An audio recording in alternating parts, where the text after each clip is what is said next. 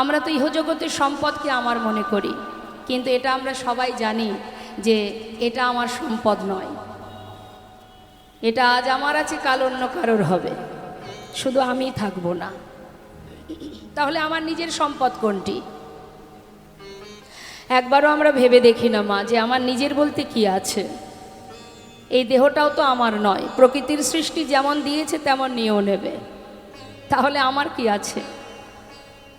শাস্ত্রে বৈষ্ণব মহাজন বললেন, যে পরিচয় আমরা ঘুরে বেড়াচ্ছি, যে নামে আমি ঘুরছি, আপনারা যে নামে আমাকে চেনেন, এটাও তো আমার নয়। কেউ একজন আমাকে দিয়েছে, সেটাকে আমি ব্যবহার করছি। আসার সময় তো নামটা সাথে করে আনিনি, আসার পর পেয়েছি। তাহলে পৃথিবীতে কোনোটাই আমার নয়, কিন্তু আমরা আমার করে আমাদের গোনা দিনগুলো ফুরিয়ে যায়। জীবনের শেষ মুহূর্ত পর্যন্ত আমরা আমার করেই দ্বন্দ্ব, হানাহানি, মারামারি, কাটাকাটি কত কি হয়ে যাচ্ছে। কিন্তু আজ আছি, কাল নাও থাকতে পারি। আমরা জানি না যে আজ আমি আমার করে মারামারি করছি, কাল আমি থাকবো কিনা। বৈষ্ণব মহাজন বললেন, আমার করে বুঝিতে না পারো আমাতে কি আছে রতন, কোন শক্তি বলে বেড়াই চলি, বলে কিসের অভাবে হয়ে দেহ পতন। দেহে যা কিছু আছে, হাত, চোখ, আমাদের দেহের যতগুলো ইন্দ্রিয় আছে সবই তো আমার, এগুলো তো আর আমি নই। হাত, এই যে হাত, এটা কি আমি? আমার। চোখ আমি, আমার। চরণ দুটি আমি, আমার, সবই আমার। তাহলে আমি কোথায়? আমি কোথায়? যেদিন আমি আমাকে জানতে পারবো, যেদিন আমি আমাকে বুঝতে পারবো, সেদিন আমার ভজনের পথ পরিষ্কার হয়ে যাবে। তাই তো রামভক্ত তুলসীদাস কলম দিয়েছিলেন। তিনি বলেছিলেন, मन की तरंग को मार लो, बस हो गया भजन,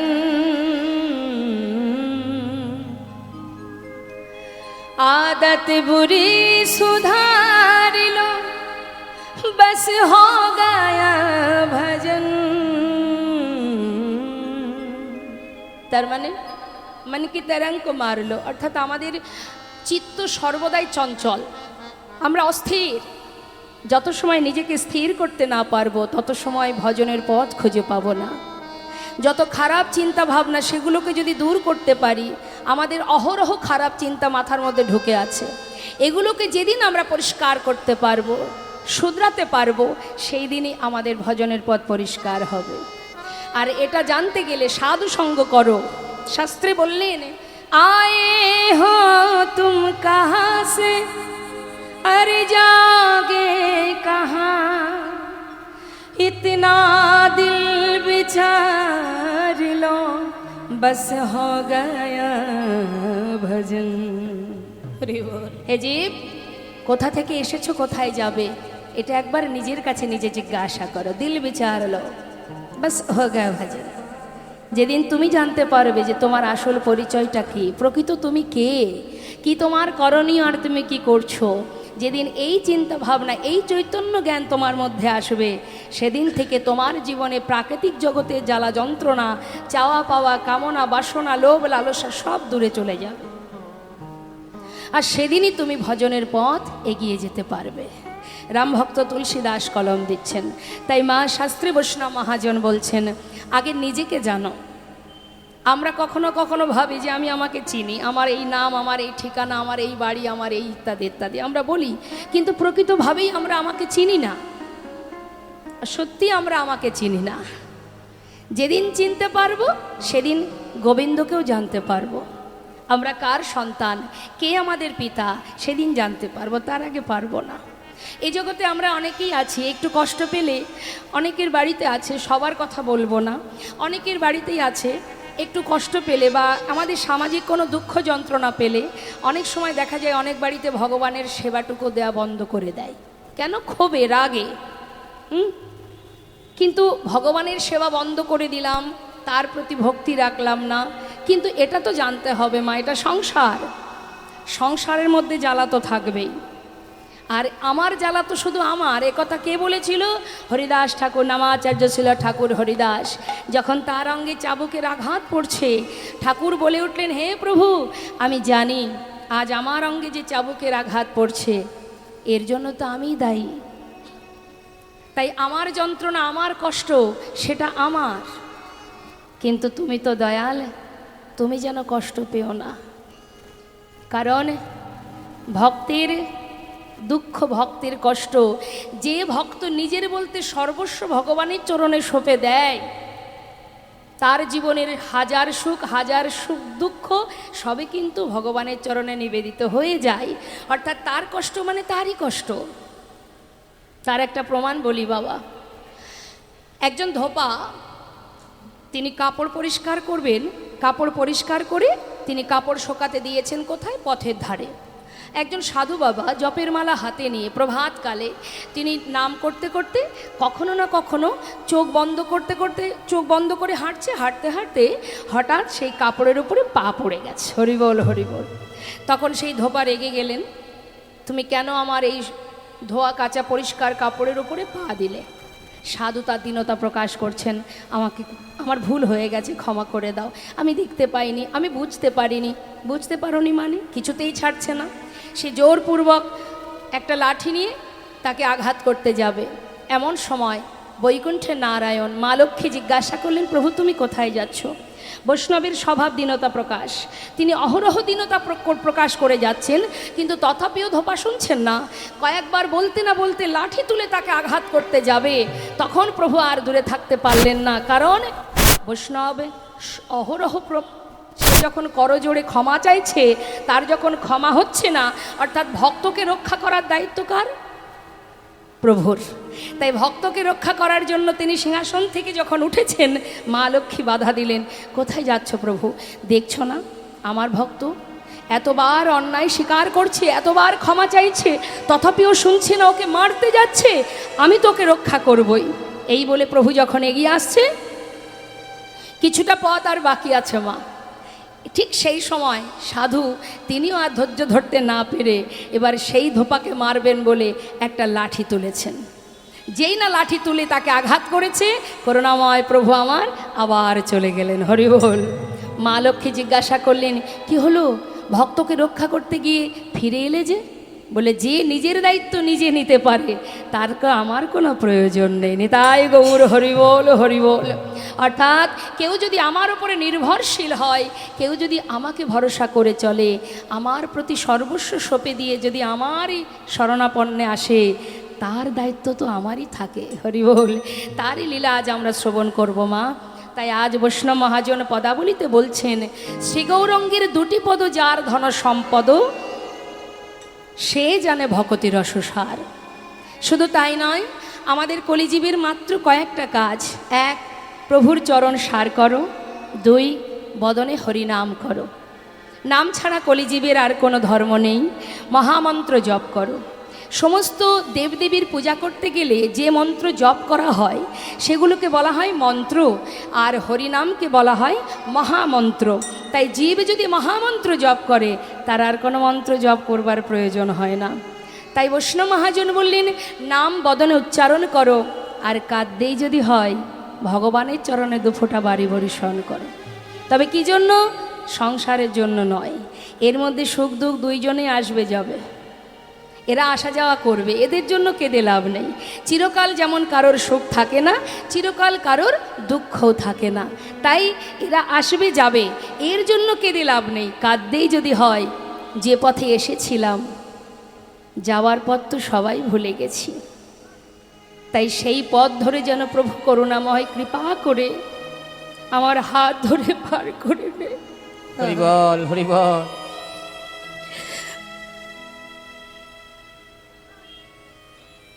শাস্ত্রে বললেন, যদি কাঁদতে হয় নিজের জন্য কাঁদো।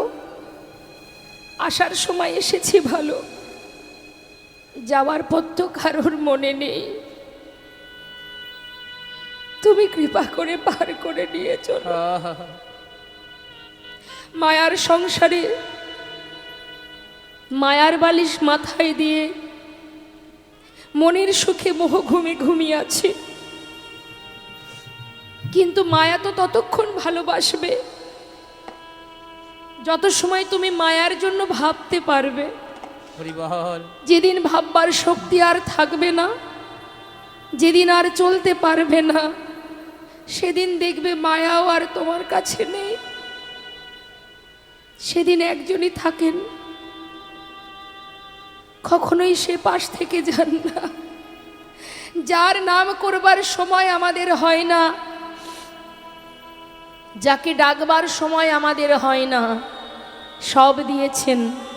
প্রভু বললেন, জীব আমাকে ভুলে যেতেই পারে, সন্তান ভুল করে, পিতাকে সে অপরাধ গ্রহণ করে, তাই আমি যে তাদের পিতা, তাদেরকে রক্ষা করাই তো আমার কাজ। সারা জীবন যে নাম করিনি, জীবনের শেষে সেই নামই সম্বল হয়ে ওঠে। তাই তো রজনীকান্ত সেনের একটি গান মনে পড়ে যায় বাবা, আমি অকৃতি অধম বলেও তো তুমি কম করে মরে দাওনি, যা দিয়েছ তারি অযোগ্য ভাবিয়া হরি বল। কেড়েও তো কিছু নাওনি।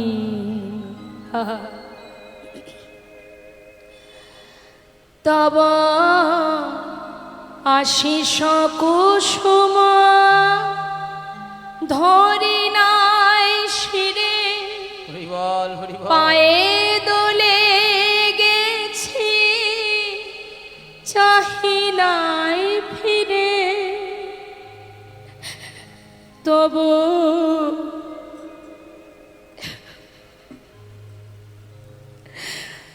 আশিস কুসুম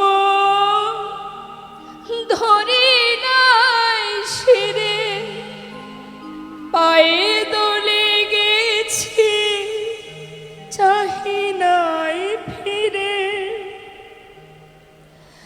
তবু নয়া করে কে বলে দিয়েছ প্রতিদান কিছু চাওনি।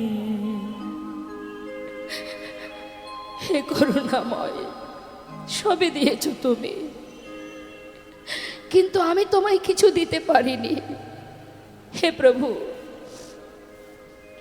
আমি ছুটিয়া বেড়াই, না জানি কি আসে,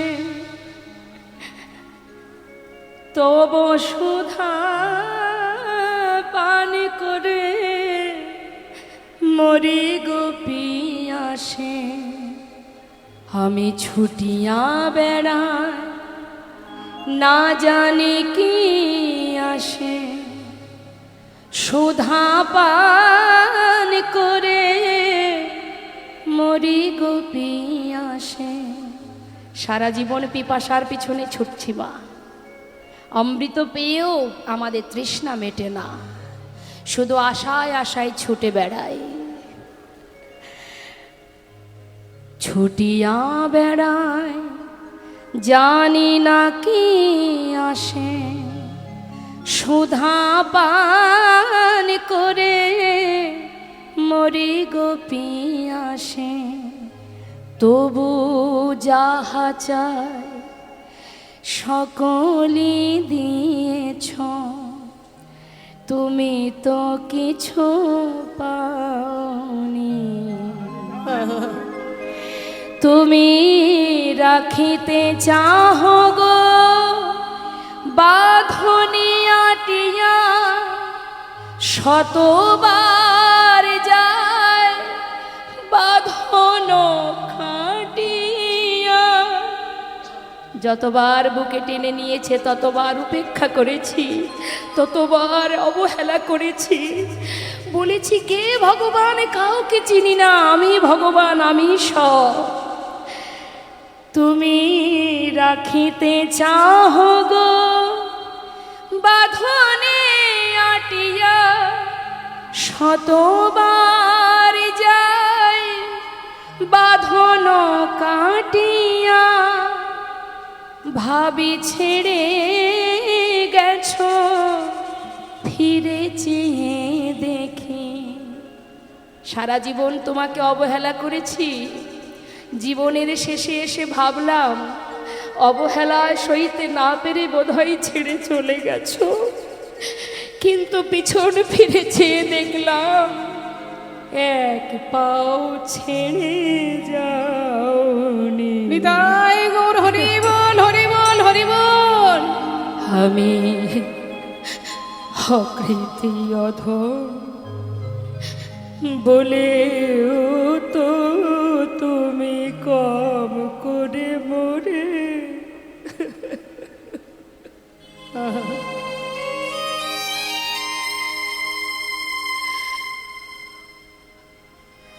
ভাবে আসা যাওয়াই আমাদের সার।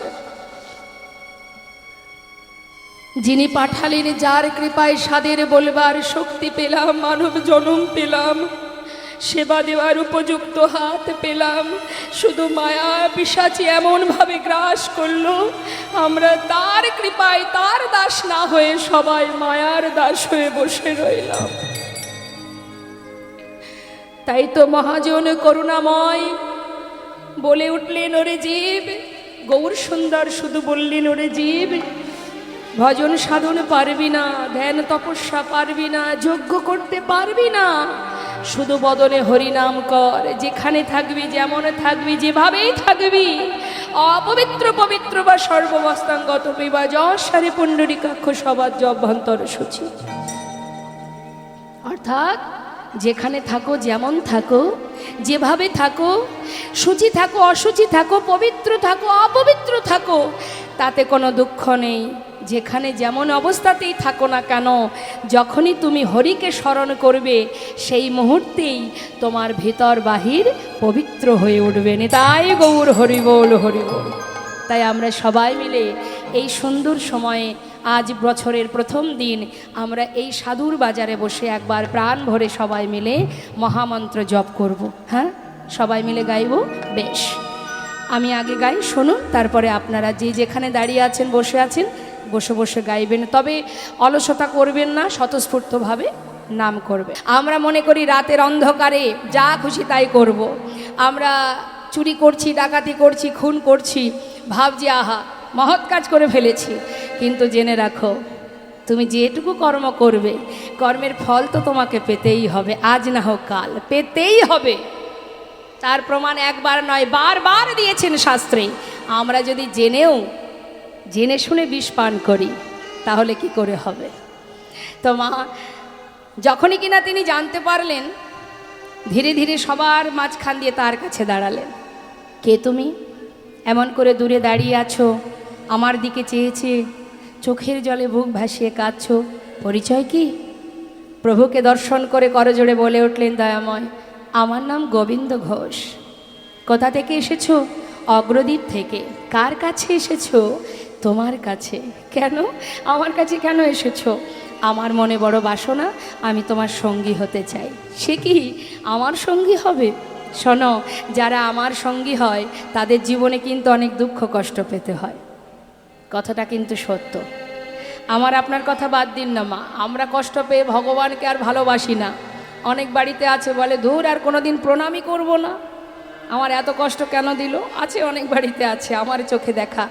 তো প্রভু বলছে, যারা আমাকে ভালোবাসে তাদের কিন্তু কষ্ট পেতে হবে সারা জীবন। সহ্য করতে পারবে? তার থেকে ঘরের ছেলে ঘরে ফিরে যাও, সেই ভালো। প্রভু তোমার সঙ্গী হব, এটাই যথেষ্ট, তাতে আর দুঃখ কিসের, কষ্ট কিসের? কষ্টের কথা যদি আমরা ভাবি মা, ভগবানের বামে যে সহধর্মিনী, তার কষ্টের কথাটা একবার ভাবুন না। কলিযুগে মহাপ্রভুর বামে মা বিষ্ণুপ্রিয়া, মাত্র 2 বছর ছিলেন প্রভু মা বিষ্ণুপ্রিয়ার সঙ্গে, 13 থেকে 15 বৎসর বয়সে মা বিষ্ণুপ্রিয়ার বিবাহ হয়। বিবাহের পর 15 বৎসর পর্যন্ত, মানে 2 বছর ছিলেন প্রভু মায়ের সঙ্গে। 2 বছর পর প্রভু সন্ন্যাসী হয়ে চলে যান। সেই যে চলে গেলেন, আর কোনোদিন মা বিষ্ণুপ্রিয়া প্রভুকে দেখতে পাননি।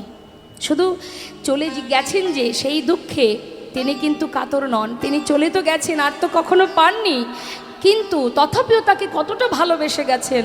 4 দেওয়ালের মধ্যে নিজেকে বেঁধে রাখতেন, যেদিন শান্তিপুরে অদ্বৈত প্রভুর গৃহে মায়ের সঙ্গে প্রভুর মিলন হয়, নদেবাসী সবাই গিয়েছিলেন প্রভু দেখতে, কিন্তু যার প্রভু তার ভাগ্যে হয়নি। তাই যে বদন প্রভু দেখবে না, সে বদন আমি আর কাউকে দেখাবো না, এই প্রতিজ্ঞা করে সারা জীবন চার দেওয়ালের মধ্যে বাঁধা ছিলেন। আপনার যদি নবদ্বীপে যান, দেখতে পাবেন গৌর বাড়িতে এখনও সেই পুরনো ভিটেটা আছে, যেখানে থেকে 24 ঘন্টায় গৌর গৌর মা বিষ্ণুপ্রিয়া জপ করতেন। আর প্রত্যেকটি উচ্চারণের শেষে একটা করে তণ্ডুল মানে চাল আলাদা করে রাখতেন। অবশেষে যেটুকু দিনের শেষে যেটুকু হতো তণ্ডুল, সেটাকে সিদ্ধ করে লবণ সচিমাকে দিতেন। বাড়ির যে ঈশান নাগর ছিলেন, কাজের লোক যাকে আমরা সাধারণ ভাষায় বলি, সেই ঈশান নাগর পৌরাণিক ভৃত্য, তাকে দিতেন। অবশেষে যেটুকু থাকতো সেটুকু নিজে আহার করত। কেন? প্রাণটা যদি বেঁচে থাকে তবে তো প্রভুকে ভালোবাসতে পারবো। হরি বল। সারা জীবন কখনো প্রভুকে আর দেখতে পারনি। তাই মা বিষ্ণুপ্রিয়া কেঁদে কেঁদে বলেছিলেন তার প্রিয় বান্ধবী কাঞ্চনাকে, কাঞ্চনা, চোখের দেখা নাই বা হলো, দেখা ঠিক হবে তবে মনে মনে। তাই প্রভু তুমি সাক্ষাৎ দেখা দাও বা না দাও, অন্তিম সে দিনে, শেষের দিনে যেন তোমার বদন দেখতে পাইনি। তাই গৌর হরি বল, হরি বল। এই হচ্ছে প্রকৃত ভালোবাসা মা। আর আমরা একটু কষ্ট পেলে আর ভগবানকে ডাকি না। তাই আজ দেখুন, যেই না বলেছে তুমি ফিরে যাও, সারা জীবন কষ্ট হবে, সরে যাও। কষ্ট পাওয়ার কি দরকার? যে করে আমার আশ আমি তার করি সব নাশ, যে না ছাড়ে আমার পাশ আমি হই তার দাসানুদাস। তার জীবনে সব নাশ হয়ে যাবে যদি আমার আশ হয়, যদি আমার প্রতি তার ভালোবাসা থাকে। এটা যদি কেউ সহ্য করতে পারে তবেই আমি তার চরণে দাস হয়ে পড়ে থাকব। অত সহজ ভজন বললেই ভজন নয়। আমরা মনে করি আমরা একটু শাস্ত্র পড়েছি, আমরা ভক্ত, আমরা পণ্ডিত। শাস্ত্রে বললেন পণ্ডিত হতে পড়ো মনে ছিল সাদ, বৈষ্ণব হতে পড়ো মনে ছিল সাদ, ত্রিনাদপি শ্লোকের সামনে আমি পড়ে গেলাম। বা আমরা সবার আগে দীনতা প্রকাশ করতেই জানি না। দুর্বা ঘাসের উপর দিয়ে মারিয়ে গেলে সে মাথা নত করে, কিছুক্ষণ পরে মাথা তোলে, তুমি সেটুকু তুলতে পারবে না। এই দীনতাটুকুই আমাদের মধ্যে নেই। আছে কি মা? দীনতা যদি না থাকে, হিংসা যদি ভিতরে থাকে, কালিমা যদি থাকে, কি করে ভক্ত হব আমরা? অত সহজ নয় ভক্ত হওয়া। অর্জুন এত বড় ভক্ত, যা রথের সারথি ভগবান কৃষ্ণচন্দ্র, সেই অর্জুন কুরুক্ষেত্রের যুদ্ধের পর বলেছিল মাধব তুমি একটু দাঁড়াও, নিজে হাতে কত প্রাণী হত্যা করেছি, একটা গঙ্গায় ডুব দিয়ে আসি। আমরা অনেক সময় বলি না মা, পাপ কর্ম করলে একটা গঙ্গায় ডুব দিয়ে আসবো, তাহলে সব পাপ ধুয়ে মুছে পরিষ্কার হয়ে যাবে। কিন্তু যার চরণে ত্রিবেণী বিরাজমান, গঙ্গা যমুনা সরস্বতী, যে মাধব তারই রথের সারথি, তার চরণেই তো সৃষ্টি গঙ্গা যমুনা সরস্বতী। তার চরণ না ধরে এত বড় ভক্ত হয়েও সে গিয়েছিলেন স্নান করতে গঙ্গার জলে। তাহলে এত বড় ভক্ত হয়ে ভগবানকে চিনতে পারেনি।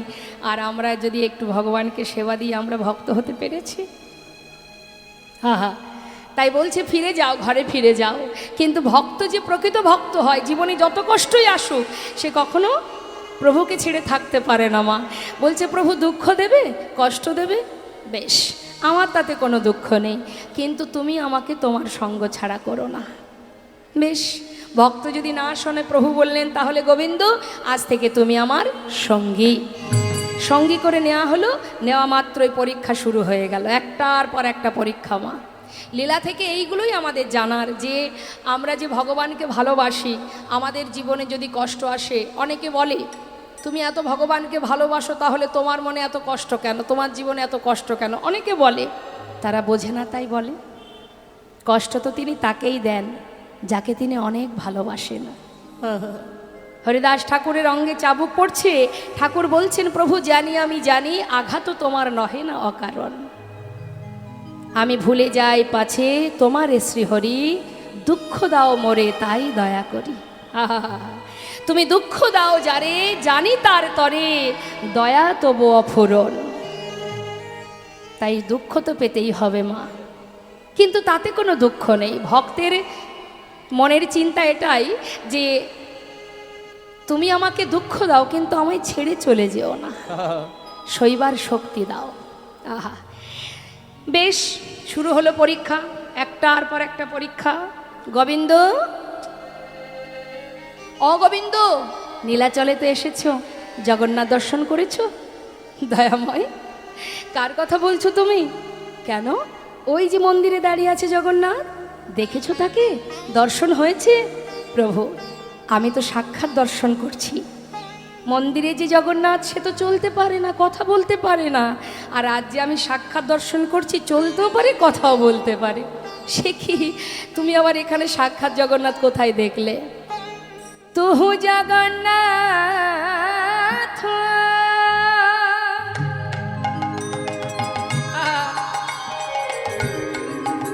ও গো দয়াময়,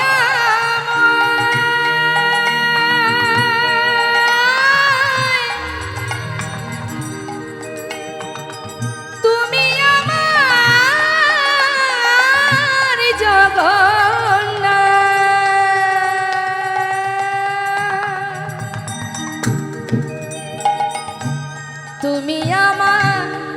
তুমি আমার আর মাধব।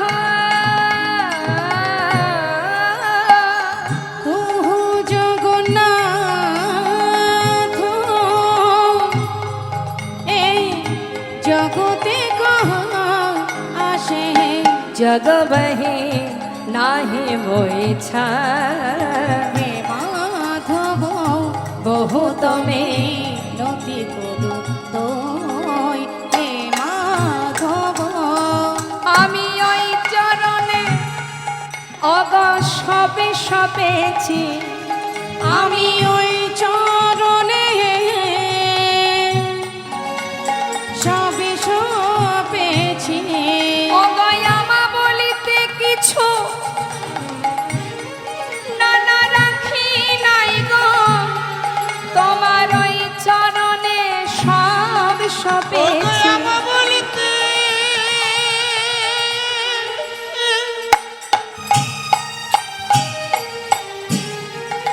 কিছু রাখিনি গো, তোমার ওই চরণে সবই সপেছি। দেই তুলসী তিল এ দেহ সমর তিল, দয়া যেন নাচরহি মোর, হে মাধব বহু তুমি নতি করু তোই, হে মাধব। পিতার কোলেই পুত্র প্রাণ হারালো। মৃত সন্তানকে কোলে করে এক পা দুপা করে গঙ্গার ঘাটে গিয়ে মাটি খুঁড়ে সন্তানের সমাধি দিয়ে শুদ্ধ বসনে, গঙ্গা থেকে স্নান করে শুদ্ধ বসনে মন্দিরের ভিতরে প্রবেশ করে বলে উঠলেন, হে দয়াময়, হরি বল। কি অপরাধ করেছিলাম আমি? আমি তো তোমার কাছে কিচ্ছু চাইনি, তুমি তো দিয়েছিলে, আবার কেড়েও নিলে। কে নিয়ে বাঁচবো আমি? বাবা বলে ডাকবার সন্তানটুকু তুমি রাখলে না, কে বাবা বলে ডাকবে? কি নিয়ে বেঁচে থাকবো? একদিন দুদিন তিন দিন চলে যায়, শুধু ধুলাই গড়াগড়ি দিয়ে কাঁদে আর বলে, গোপীনাথ একবার এসে বাবা বলে ডাক। কোথায় গেলি তুই? ও গোপীনাথ একবার ফিরে আয় বাবা, ফিরে আয়। নিজের সন্তানকে পাগলের ন্যায় ডাকতে থাকে। 3 দিন হয়ে গেল, নিজেও কিছু সেবা করে না, গোপীনাথেরও সেবা হয় না।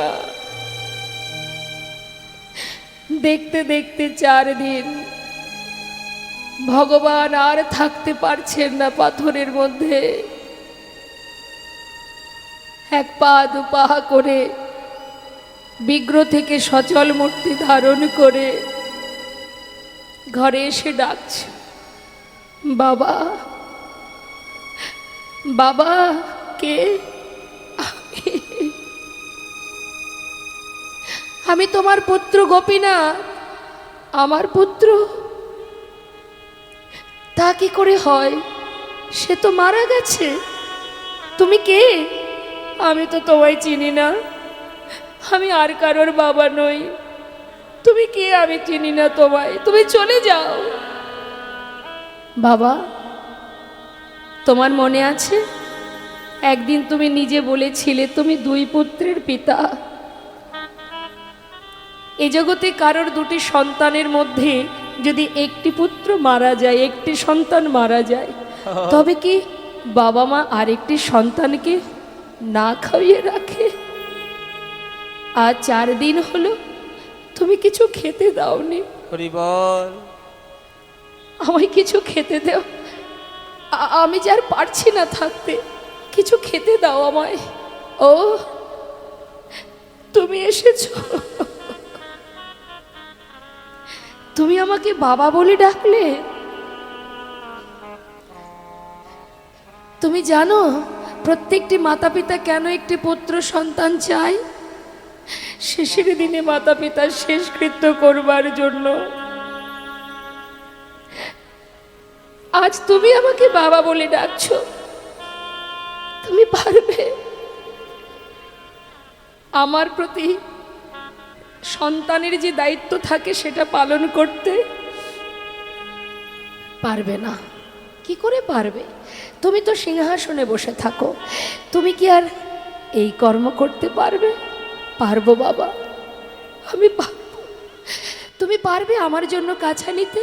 পারবো। তুমি পারবে আমার জন্য পিণ্ড দিতে? পারবো বাবা, পারবো। তুমি পারবে আমার জন্য 1 মাস অন্ন খেতে? পারবো বাবা, পারবো। আমি তোমায় স্পর্শ করে কথা দিলাম, 1 দিন 2 দিন নয়, পৃথিবীতে যতদিন চন্দ্র সূর্যের উদয় হবে আমি ততদিনই তোমার শেষকৃত্য করে যাব। এবার কিছু খেতে দাও। কয়েক বাড়ি থেকে ভিক্ষা করে এনে রন্ধন করে প্রভুর সেবা দিয়েছে। এইভাবে কিছুদিন যেতে না যেতেই গোবিন্দ ঘোষ এবার শয্যাশায়ী, আর পারছে না।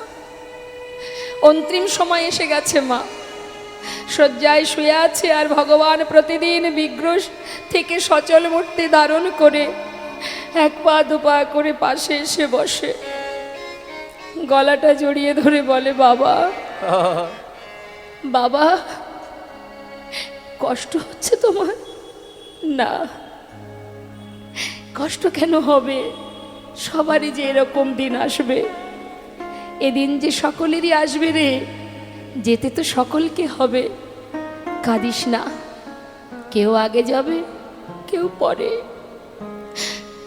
আজ আর মনে নেই যে স্বয়ং ভগবান পুত্র সেজে পাশে বসে আছে। অন্তিম সময় সব বিস্মরণ হয়ে গেছে, কিচ্ছু মনে পড়ছে না। ভেবেছে নিজের পুত্র। ও গোপীনাথ, বলো বাবা, আমায় একটু চরণামৃত এনে দে না। দেব। ভগবান সচরণামৃত পান করালেন। গোপীনাথ, বলো বাবা, আমার শিওরের পাশে 1 জোড়া করতাল আছে, যাওয়ার আগে আমায় একটু নাম শোনাবি বাবা? শোনাবো, এক্ষুনি শোনাবো। করতাল হাতে করে নিয়ে প্রভু আমার পুত্র সেজে ভক্তের চারিপাশে ঘুরে ঘুরে চোখের জলে তার বুক ভেসে যায়। বদনে তিনি হরি নাম করছেন ভক্তকে শ্রবণ করানোর জন্য।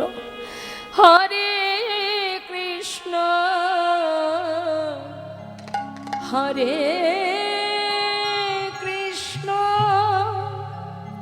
কৃষ্ণ কৃষ্ণ হরে হরে, হরে রাম হরে রাম রাম রাম হরে হরে। হরে কৃষ্ণ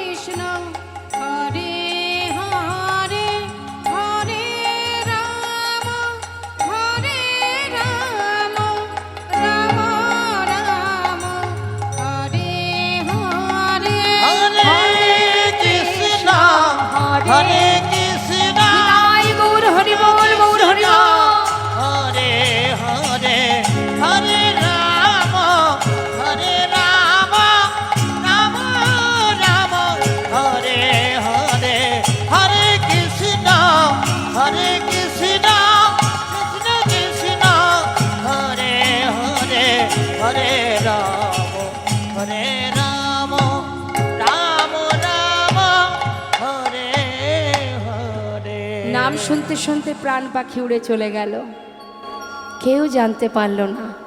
প্রভু স্বয়ং নিজে পুত্র সেজে সকলকে ডেকে বললেন, কে আছো তোমরা, শিগগিরই এসো, আমার বাবা মারা গেছে, তার শেষকৃত্য করতে হবে। সবাই জানতে পেরে ছুটে এসে গোবিন্দ ঘোষের ঘরেই তার মাটি খুঁড়ে গর্ত করে তার মধ্যে সমাধি দিল। কিন্তু মন্দিরের পূজা কি আর বন্ধ থাকে? এলাকার দ্বিতীয় এক পূজারীকে প্রভু স্বপ্ন দেখালেন, পূজারী, মন্দিরের দরজা খুলে ভেতরে প্রবেশ করো, আমার রাজবেশ খুলে দিয়ে কাছা পরিয়ে দাও। স্বপ্ন দেখছেন মা, এলাকার দ্বিতীয় পূজারীকে প্রভু স্বপ্ন দেখাচ্ছেন। কেন দয়াময়? স্বপ্নের মধ্যে জিজ্ঞাসা করছে, প্রভু কেন তুমি কাছা পড়বে? আমার বাবা মারা গেছে, তার শেষকৃত্য করতে হবে। 1 মাস দিনে একবার হব্বিষণ্ণ করে আমাকে সেবা দেবে। 1 মাস পর চৈত্র মাসে মধুকৃষ্ণ একাদশী তিথিতে আমাকে স্নান করিয়ে শুদ্ধ বসন পরাবে। সমস্ত অগ্রদীপবাসীকে নিমন্ত্রণ জানাবে, সবাই যেন আসে, আমি সকলকে সেবা দেব।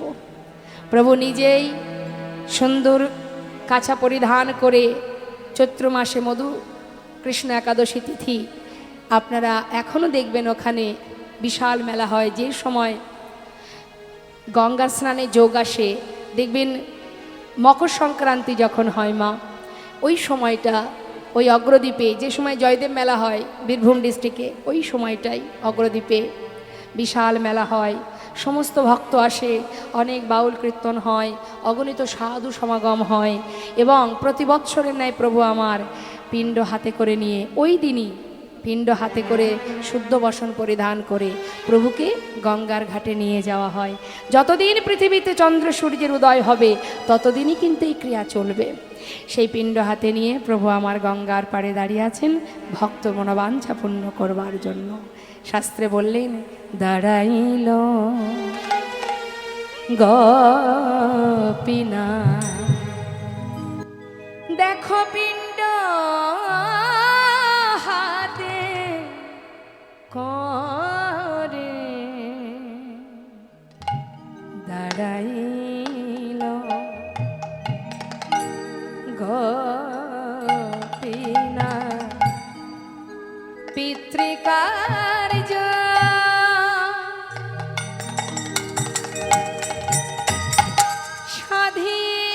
সাধিবারে, গোপীনা পিণ্ড করে, পিতৃকার্য সাধিবারে,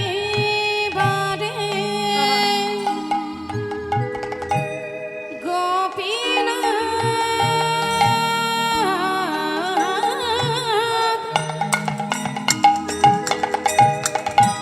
পিণ্ড করে, সে যে ভক্তেরি ভগবান,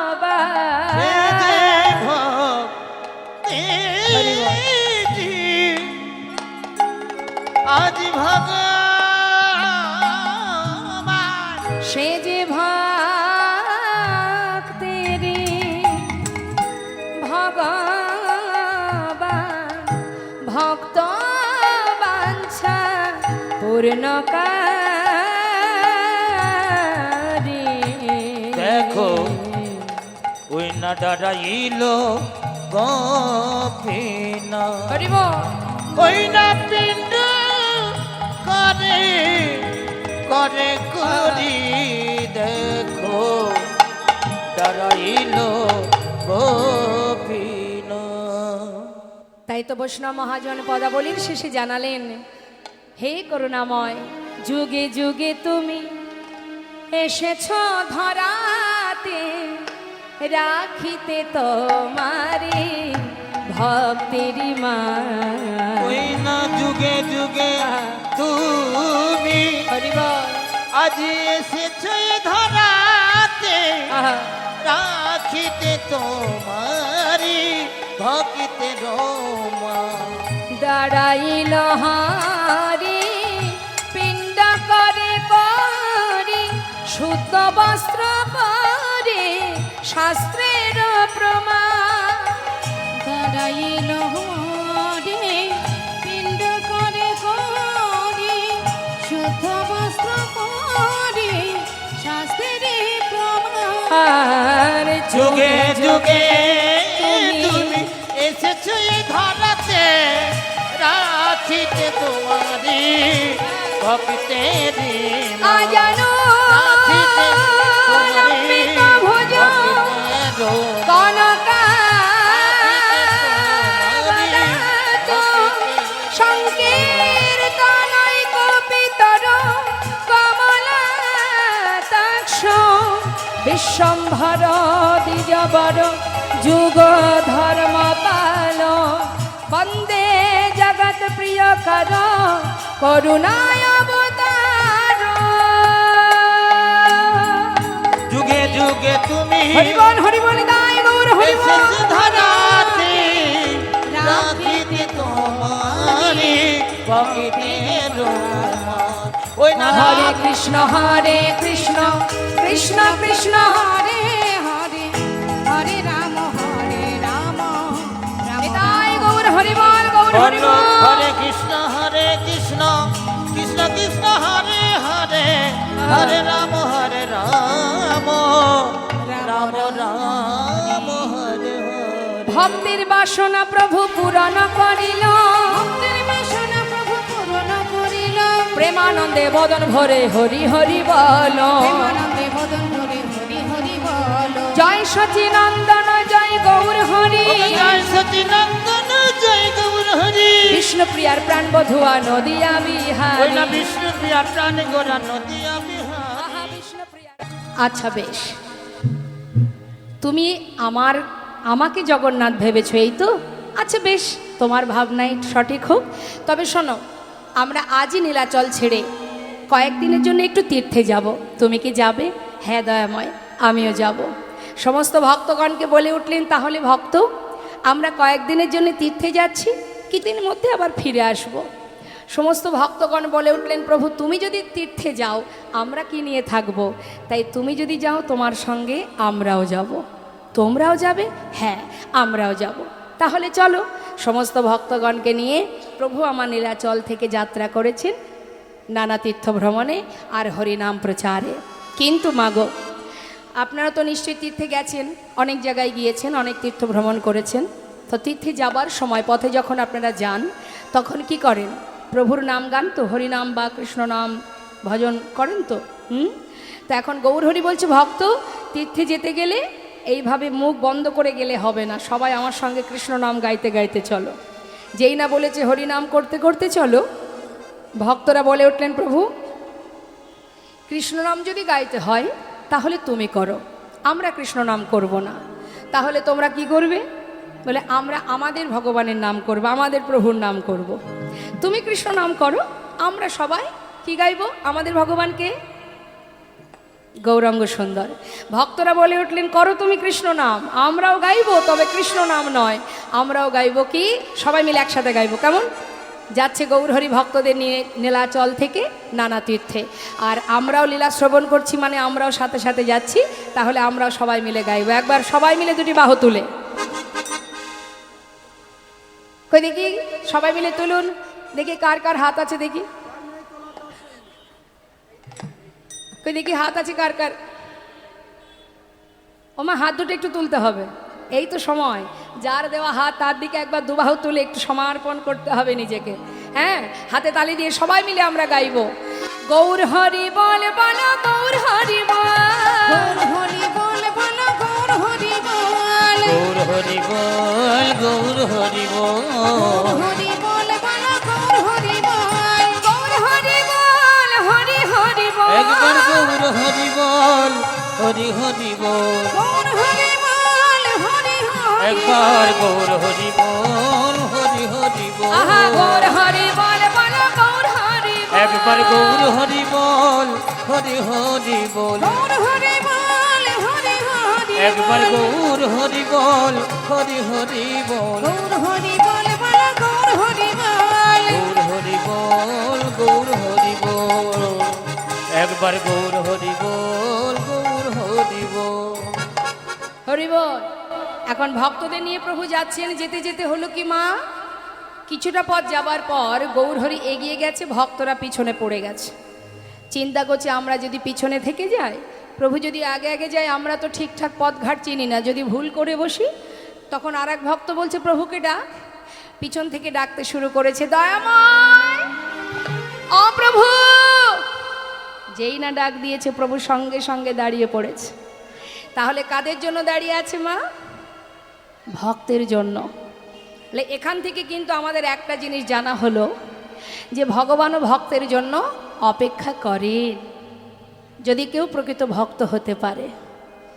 যেই না কাছে এসেছে, কাছে আসার পর প্রভু জিজ্ঞাসা করছে, গোবিন্দ আবার পরীক্ষা, বলো প্রভু, জীবনে সব কিছু পরিত্যাগ করে আমার সঙ্গী হয়েছ, আর কি মনে কোনো বাসনা আছে? থাকলে বলতে পারো। আছে কোনো বাসনা? প্রভু, বাসনা আবার কার থাকে না? সবার যেমন বাসনা থাকে, আমারও আছে। এখনো বাসনা আছে? তাহলে তো কি বাসনা গোবিন্দ?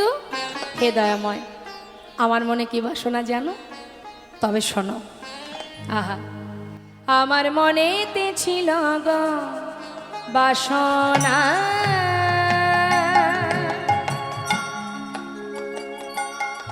হ্যাঁ বাসনা। আমার মনেতে ছিল গো বাসনা,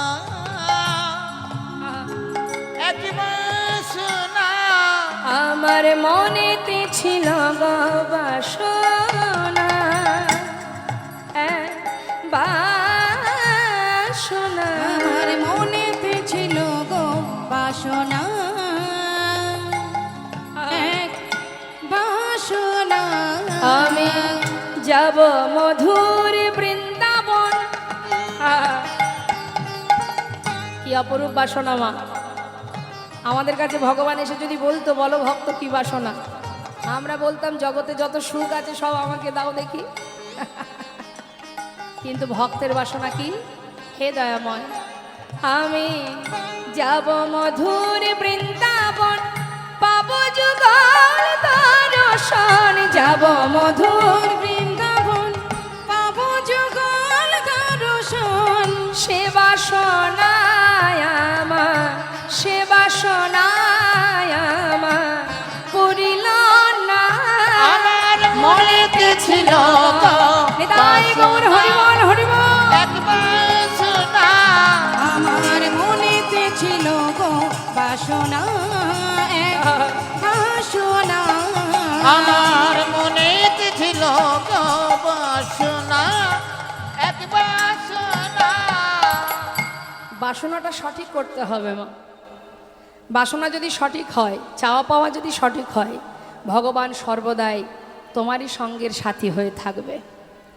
না চাইতেই সব পাওয়া যায় যদি তার প্রতি ভালোবাসা থাকে। তার বড় প্রমাণ কৃষ্ণের প্রিয় সখা সুদামা। কোনোদিন কিছু চায়নি, একটু একটু করে জীবনের সব কিছু হারিয়ে গাছতলাতে এসে জীবন কাটিয়েছে তার স্ত্রী সন্তানদের নিয়ে, কিন্তু তথাপিও কিছু চায়নি। এক সময় তার মনে বাসনা হলো যে আমি বন্ধুকে দেখতে যাব দ্বারকায়। ভিক্ষা করলো কি? শুকনো চিড়ে। তার একটি দানাও না সন্তান, তার না স্ত্রী, কাউকে না দিয়ে তার স্ত্রীর পরনের যে বসনের কিছু অংশ ছিঁড়ে তার মধ্যে পুটুলি করে নিয়ে চলে গেল গোবিন্দ দর্শনে। হরিবল হরিবল। না চাইতেই সব পেয়েছিল। ভাবছো বসে চলবে কিসে? তুমি ভাববার কে? যার ভাবনা সেই ভাবে, তুমি ভাবো তাকে। নিতাই গৌর হরিবল। আমরা জানি, তথাপিও আমরা ভরসা করি কাকে? সংসারকে। ভরসা করি কাকে? পরিবারকে। এরা আমাদের দেখবে, ভালো রাখবে, সুখে রাখবে। কিন্তু দেখতেই তো পাচ্ছেন, তাই যদি থাকতো, ভালোই যদি রাখতো, তাহলে বৃদ্ধাশ্রমে এত মাতা পিতা বসে বসে কাঁদতেন না, কেউই কাঁদতেন না। কিন্তু মাগো না, সবই ভুল। জীবনে ততক্ষণই তারা আপন থাকবে যতক্ষণ তুমি তাদের জন্য ভাবতে পারবে। যেদিন আর ভাবার শক্তি থাকবে না, সেদিন বোঝা হয়ে দাঁড়াবো আমরা তাদের কাছে। শুধু মনে হবে চলে গেলেই ভালো হতো, এটা হবে। তাই সময় থাকতে সময় করিয়া পত্রী ধরিয়া যেবা চলে দ্রুত গতি, সময়ের শেষে অনায়াসে সেজন চলে যায় আপন বাসতে। সময় থাকতে জানতে হবে যে আমার কি করণীয়। প্রভু আমার গোবিন্দকে পরীক্ষা করলেন, দেখি তার মনে কি বাসনা। বলে উঠলেন, আমার বাসনা আমি বৃন্দাবনে যুগল দর্শন পাব। ভক্তকে আরও একবার পরীক্ষা করলেন, করবার পর তিনি আবার এগিয়ে যাচ্ছেন। পিছনের ভক্তরা বলা বলি করছে, প্রভু যদি আবারও এগিয়ে যায়, আবার যদি ভুল হয়ে যায়, রাস্তাঘাট চিনি না। তখন এক ভক্ত যার নাম জগদানন্দ, তিনি বললেন, আচ্ছা বাবা, যাচ্ছে প্রভু যাক না, আমরা তো পিছনে আছি, আমাদেরকে না নিয়ে তিনি কোথাও যাবেন না। এবার কি হলো, প্রভু একা একা যাচ্ছেন গভীর বনের মধ্যে দিয়ে, আর এদিকে বেশ কিছু পিছনে ভক্তরা আসছে। হঠাৎ কি হলো, প্রখর রৌদ্রে প্রভুর কণ্ঠ শুকিয়ে যায়, তাই তিনি নিজে দুবাহু প্রসার করে কৃষ্ণকে বলছে, হে কৃষ্ণ কৃপাময়, যদি কোথাও একটু জল পেতাম তৃষ্ণা নিবারণ করতাম। ভাবছে মা, ভাবতে ভাবতে যাচ্ছে, নিজে কৃষ্ণ হয়ে কৃষ্ণকে ডাকছে, হে কৃষ্ণ কৃপাময়, যদি কোথাও একটু জল পেতাম তৃষ্ণাটা নিবারণ করতাম। বলতে বলতে হঠাৎ দেখছে কি, যে এক গোয়ালা কাঁধে করে বাঁক সাজিয়ে, ঘোলের ভাণ্ড সাজিয়ে নিয়ে বাঁকে করে নিয়ে আসছে। ঘোল নেবে গো, ঘোল, ভালো ঘোল আছে। মনে মনে ভাবছে, গৌরহরি, আমি চেয়েছি জল আর আমার জন্য ঘোল পাঠিয়ে দিয়েছে, কৃষ্ণ কেমন কৃপাময়। ও গোয়ালা, বলুন বলুন, তোমার কাছে ঘোল আছে? আছে গো, আছে। এদিকে এসো। কাছে ডেকে নিয়েছে, বলো ঠাকুর, ঘোল খাবে? হ্যাঁ, আমার প্রচণ্ড তৃষ্ণা পেয়েছে, যে বড় ভাণ্ডটা আছে, সবচেয়ে বড় যেটা, ওটা আমাকে দাও দেখি। সঙ্গে সঙ্গে গোয়ালা ভাবছে, যাক, বড় ভাণ্ডের ঘোল যদি ঠাকুর সেবা করে, তাহলে আজ আর আমাকে আর বেশি দূর ঘোরাঘুরি করতে হবে না, তাড়াতাড়ি বিক্রি করে ঘরে যেতে পারবো। যাক, দিন যে এত ভালো যাবে ভাবতেই পারেনি। বছরের প্রথম দিন, পয়লা বৈশাখের দিন, এত ভালো দিন যাবে ভাবতে পারেনি। দাঁড়াও দাঁড়াও ঠাকুর, দাঁড়াও। ছোট ভাণ্ডগুলি নামে বড় ভাণ্ডটা দিচ্ছে, আর ভাবছে, ঘুম থেকে উঠে যে কার মুখটা আজকে দেখেছিলাম, প্রতিদিন ওর মুখটা দেখেই আমি বাইরে যাত্রা করব। মনে বড় আনন্দ। এক ভাণ্ড ঘোল প্রভুকে দিয়েছে, প্রভু তৃষ্ণা নিবারণ করলেন, ঘোল সেবা করলেন। খালি ভাণ্ডটা দিয়ে বললেন, নাও, এ না ধর, কৃষ্ণ কৃপাময়, তোমায় যেন কৃপা করে। গোয়ালা ভাবছে ঠাকুর দামটা বের করুক, ততক্ষণে ভাণ্ডগুলি গুছিয়ে নিই। তাড়াতাড়ি করে ভাণ্ড গোছাচ্ছে। ভাণ্ড গোছানো হয়ে গেছে, হঠাৎ দেখছে ঠাকুর চলে যাচ্ছে। ও ঠাকুর, ও ঠাকুর, ঠাকুর, ঠাকুর, ও ঠাকুর, ঠাকুর। গৌরহরি পিছন ফিরে বলছে, ডাকছো? ডাকছো মানেটা কি? ঘোলটা খেলে ঘোলের দামটা দেবে না? ঘোলের দাম দাও। গৌরহরি বলছে, ঘোলের দাম? দেখো গোয়ালা, আমি তো সন্ন্যাসী, আমি কড়ি কোথায় পাই বলো? কি বললে? তোমার কাছে কড়ি নেই? তাহলে ঘোল খেলে কেন? তাও আবার বড় ভাণ্ডের ঘোল। দেখো ঠাকুর, অত শত জানি না, তুমি ঘোলের দাম দেবে তারপরে যাবে। বললাম তো, আমি কড়ি কোথায় পাই বলো? আমার কাছে তো কড়ি নেই। হাই পোড়া কপাল, ঘোল খেয়ে বলে কিনা দাম নাই, তাও কিনা বড় ভাণ্ডের ঘোল।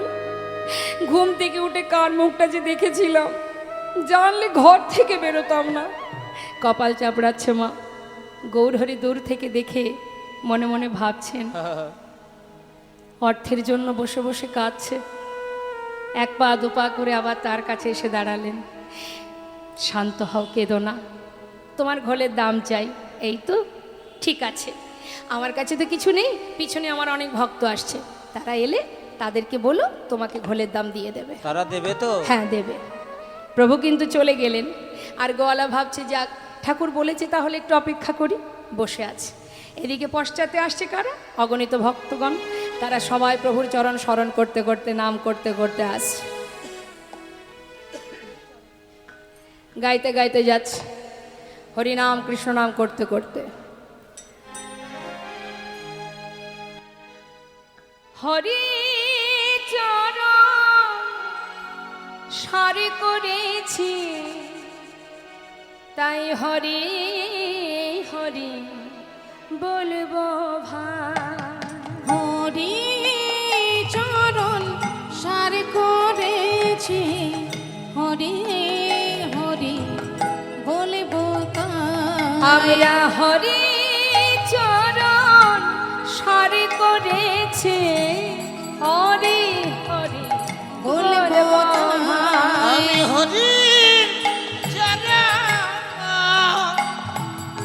সারি করেছি মুখে হরি হরি বলবো তার হরি বিনা এ জগতে আবার হরি বিনা এ জগতে আর হরি বিনা এ জগতে আমার হরি বিনা এ জগতে আমাদের আর কেহ নাই না তাই গৌর হরি বল হরি বল সারি করেছি হরি হরি বলবো আমি তাই হরির চরণ সারি করেছি হরি হরি বলবো তার আমি হরি হরি বলবো তার আয়, বন্ধ করো বন্ধ করো পথের ধারে যিনি বসে আছেন গোয়ালা সমস্ত ভক্তগণকে দাঁড় করালেন বন্ধ করো তোমরা হরিনাম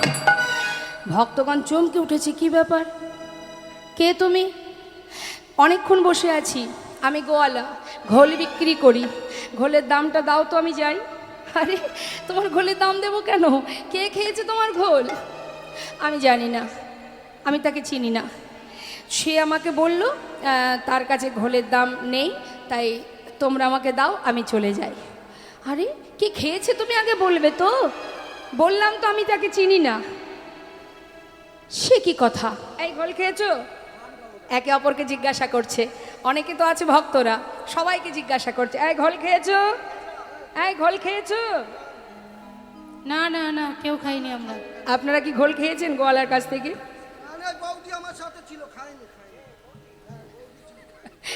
কেউই ঘোল খায়নি তাহলে ঘোলের দাম দেবো কেন এই যে বলো না বললে কি করে দেব শুধু শুধু কেউ দাম দেবে গোয়ালা বলছে বললাম তো আমি তাকে চিনি না হ্যাঁ চেনো না না নামও জানো না না আরে কেমন দেখতে বলতে পারবে সেটা একটু একটু বলতে পারবো বলো দেখি শুনবি তাহলে শোনো নবীনা যৌবন বেশি বয়স নয় অল্প বয়স নবীন যৌবন প্রভু 24 বছর বয়সে সন্ন্যাসী হয়েছেন মা তা বলছে দেখলাম নবীন যৌবন নবীনা যৌবন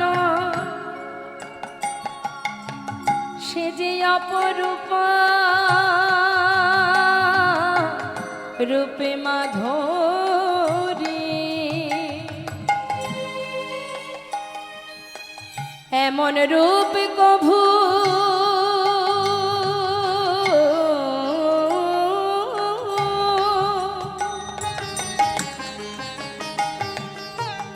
দেখি না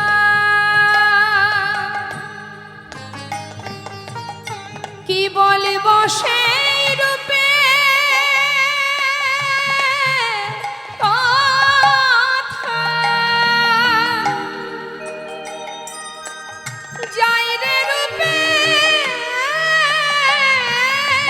বলি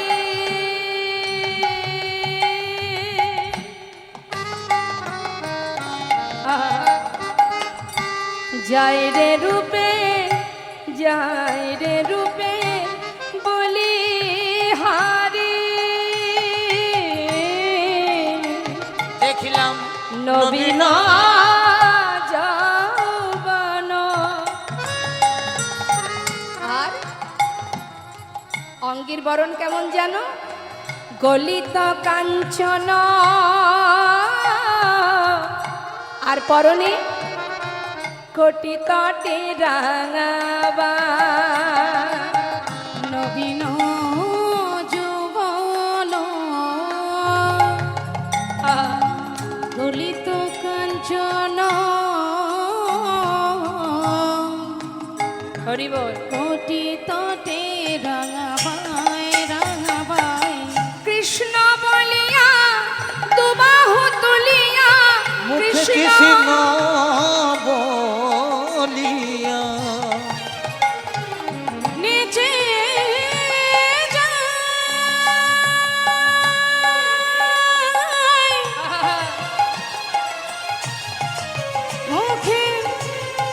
কৃষ্ণ কৃষ্ণ কৃষ্ণ বলে প্রেমানন্দে বাহু তোলে মুখে কৃষ্ণ বলিয়া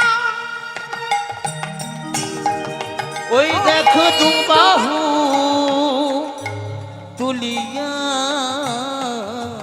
ওগো নাচিয়া নাচিয়া যায় নাচিয়া নাচিয়া যায় দেখলাম কাঁচা সোনা কাঁচা সোনা কাঁচা সোনা কাঁচা সোনা দেখে মনে হলো কাঁচা সোনা ওই না দেখে মনে হলো কাঁচা সোনা দাঁড়াও দাঁড়াও দাঁড়াও দাঁড়াও দাঁড়াও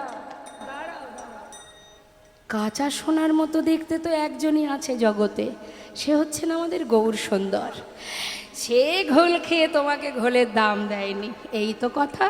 ওই হলো হলো তা শোনো, সে যেমন দাম দিতে পারেনি, আমরা তো তারই সঙ্গী, আমরা করি কোথায় পাবো? কি বললে? তোমাদের কাছেও করি নেই? ওই ঠাকুর তবে মিথ্যা বলে গেল, কোনো দিন তার ভালো হবে না। আমার এত বড় ক্ষতি করে দিয়ে গেল, কখনো ভালো হবে না। একা একা বকে যাচ্ছে মা, ভক্তরা কি করবে? তারা তার দাম দিতে পারেনি, তারা যে যার মতো পাশ কাটি কাটি চলে যাচ্ছে। আর গোয়ালা চিন্তা করছে কেঁদে আর হবে কি, যা গেল তো গেল, আজ আর কোথাও যাব না, ঘরে ফিরে যাই। এই ভেবে এবার নিজের ভাণ্ডটা গুছিয়ে যেই না বাঘটা কাঁধে তুলতে যাবে, হঠাৎ দেখছে বেজায় ভারী। হরিবল হরিবল। এত ভারী কেন? সবচেয়ে বড় ভাণ্ডের ঘোল খেয়েছে ঠাকুর, আমার বাঘ তো হালকা হওয়ার কথা, এত ভারী হলো কেন? দেখি তো, ছোট ভাণ্ডগুলো নিচে নামিয়েছে। কি কৃপা প্রভুর! হরিবল। যেই না ছোট ভাণ্ডগুলি নামিয়ে যে ভাণ্ডের ঘোল গৌরহরি সেবা করেছিলেন, সেই ভাণ্ডের যখনই নয়ন দিয়েছে, দেখছে কানায় কানায় পরিপূর্ণ স্বর্ণ মুদ্রা। বাঘ ফেলে রেখে ছুটতে ছুটতে গৌরহরি গৌরহরি হরিবল হরিবল। ছুটে গিয়ে চরণটা বুকের মধ্যে জড়িয়ে ধরেছে। ক্ষমা করো প্রভু, আমি তুমি ক্ষমা করো, আমি কি করলাম? আমি তোমায় চিনতে পারলাম না প্রভু, আমি এত অপরাধ করে ফেললাম। ও দয়াময়, আমি না হয় তোমায় চিনতে পারিনি, তুমি তো করুণাময়, তুমি যদি কৃপাই করবে, এইভাবে কেন করলে? না জেনে কত কটু কথা বলেছি তোমায়, আমায় তুমি ক্ষমা করো। চরণটা জড়িয়ে ধরেছে। প্রভু গয়ামা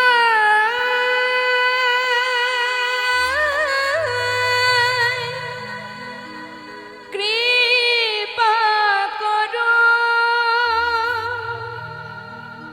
তুমি দয়া করো একবার, তুমি কৃপা করো একবার।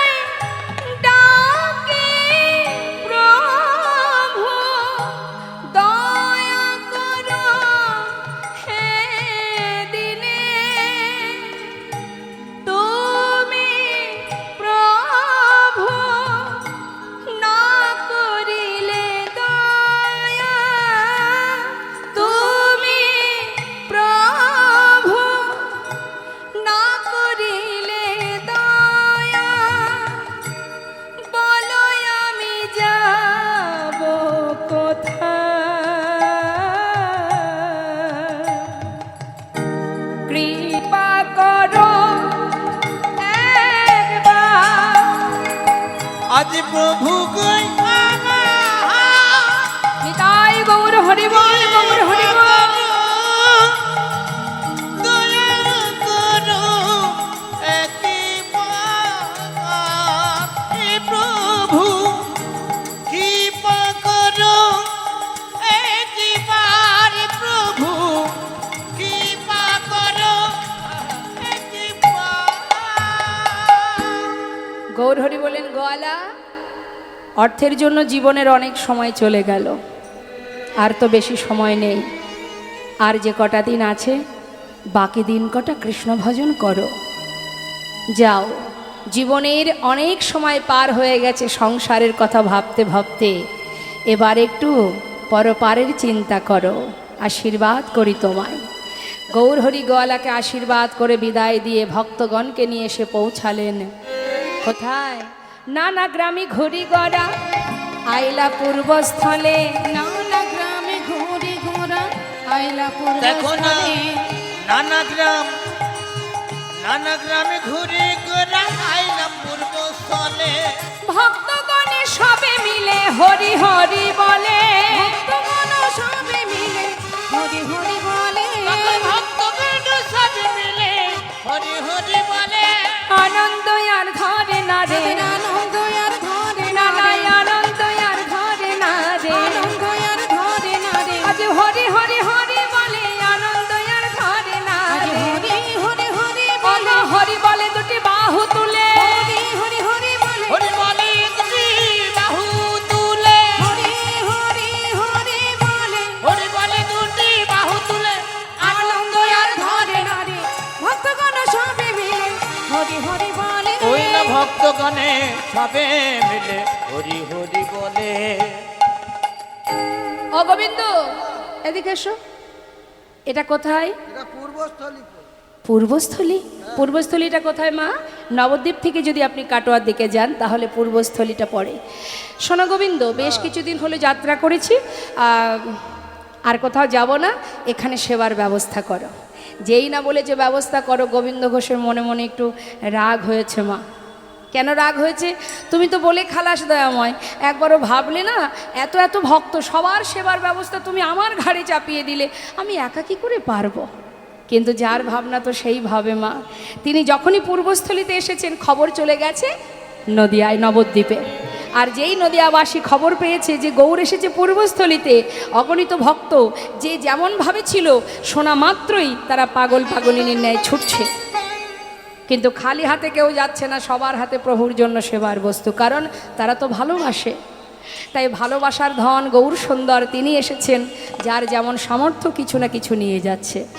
এই রকম কিছু কিছু জায়গা আছে যেখানে কখনো খালি হাতে যেতে নেই, যেমন হরিবাসর, যেমন গুরুগৃহে যদি কেউ যান, গুরুকুলে, কিন্তু আবার কখনো যদি কোনো ধামে যান খালি হাতে যেতে নেই। আপনার সামর্থ্য অনুযায়ী আপনি কিছু না কিছু প্রভু সেবার জন্য নিয়ে যাবেন। তো এবার কি হয়েছে মা?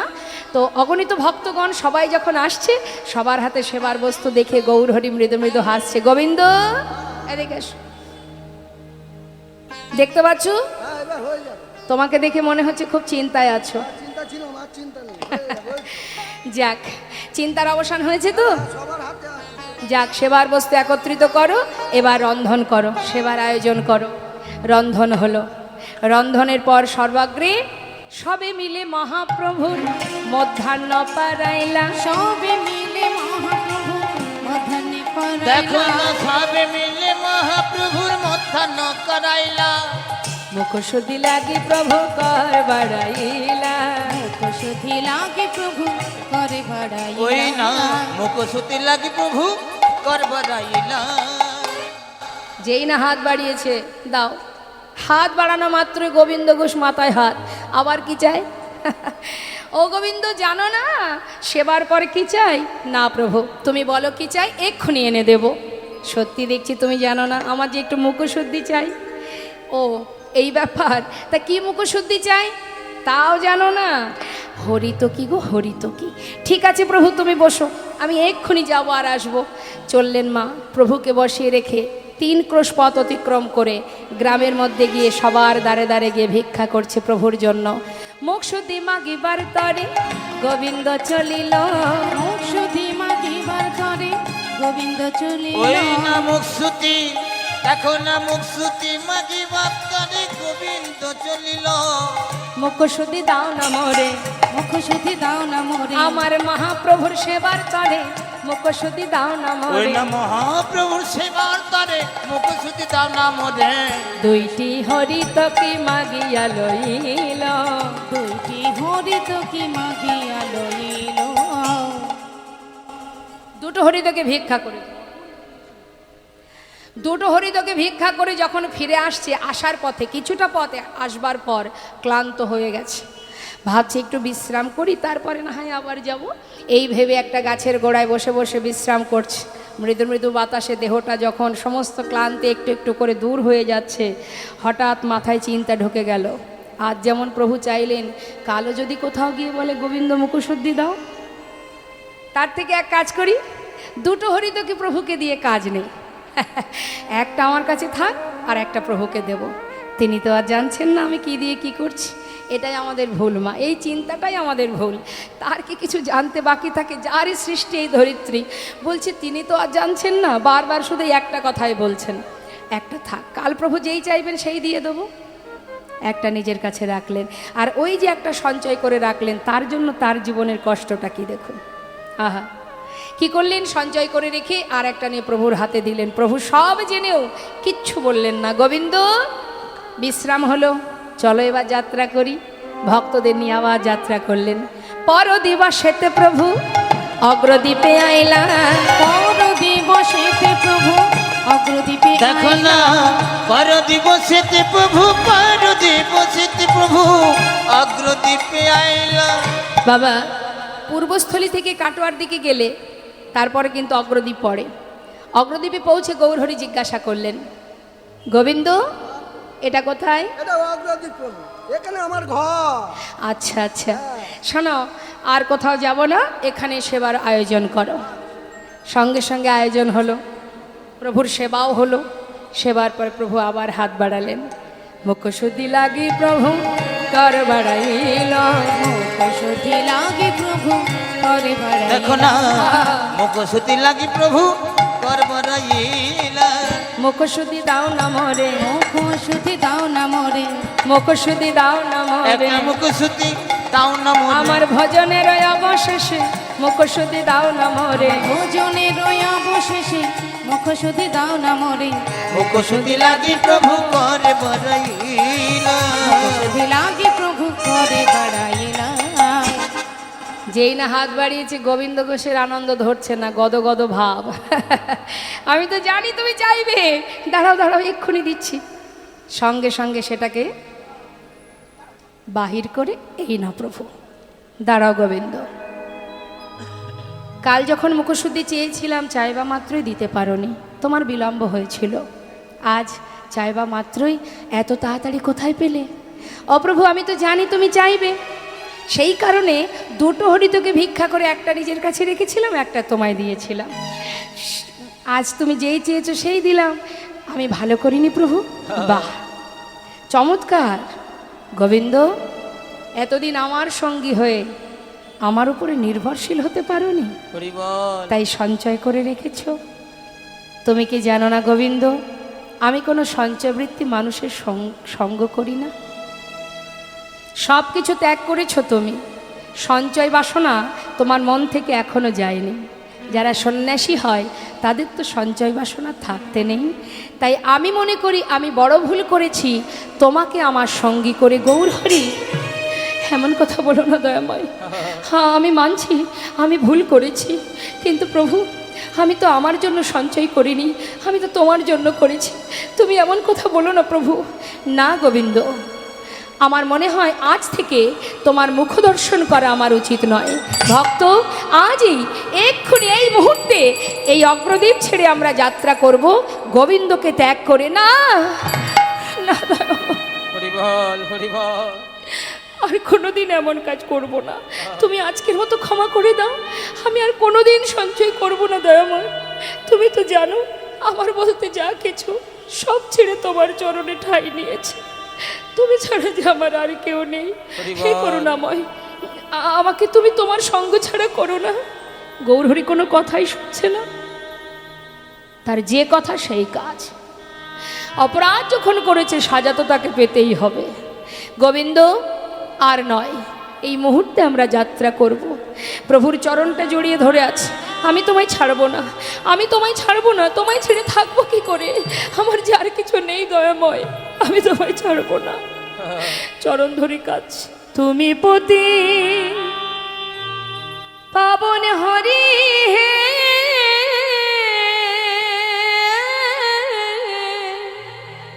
তুমি যেও না চলে, কৃপা করে দয়াল হরি,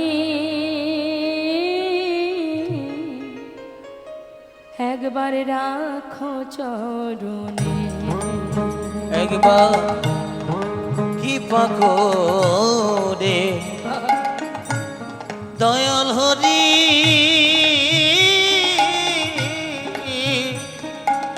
তুমি রাখো চরণে। শুনেছি তুমি নাকি দয়াল শিরোমণি প্রভু গো। কি পাময় শুনেছি তুমি নাকি দয়াল শিরোমণি,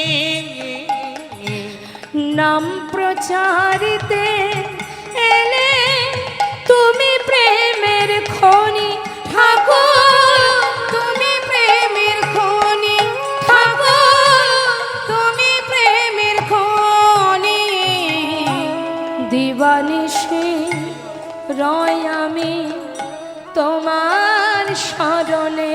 কি পাময় দিবানিশি রই আমি তোমার শরণে। দিবানিশি রয় আমি তোমার শরণে, কৃপা করে দয়াল হরি রাখো চরণে।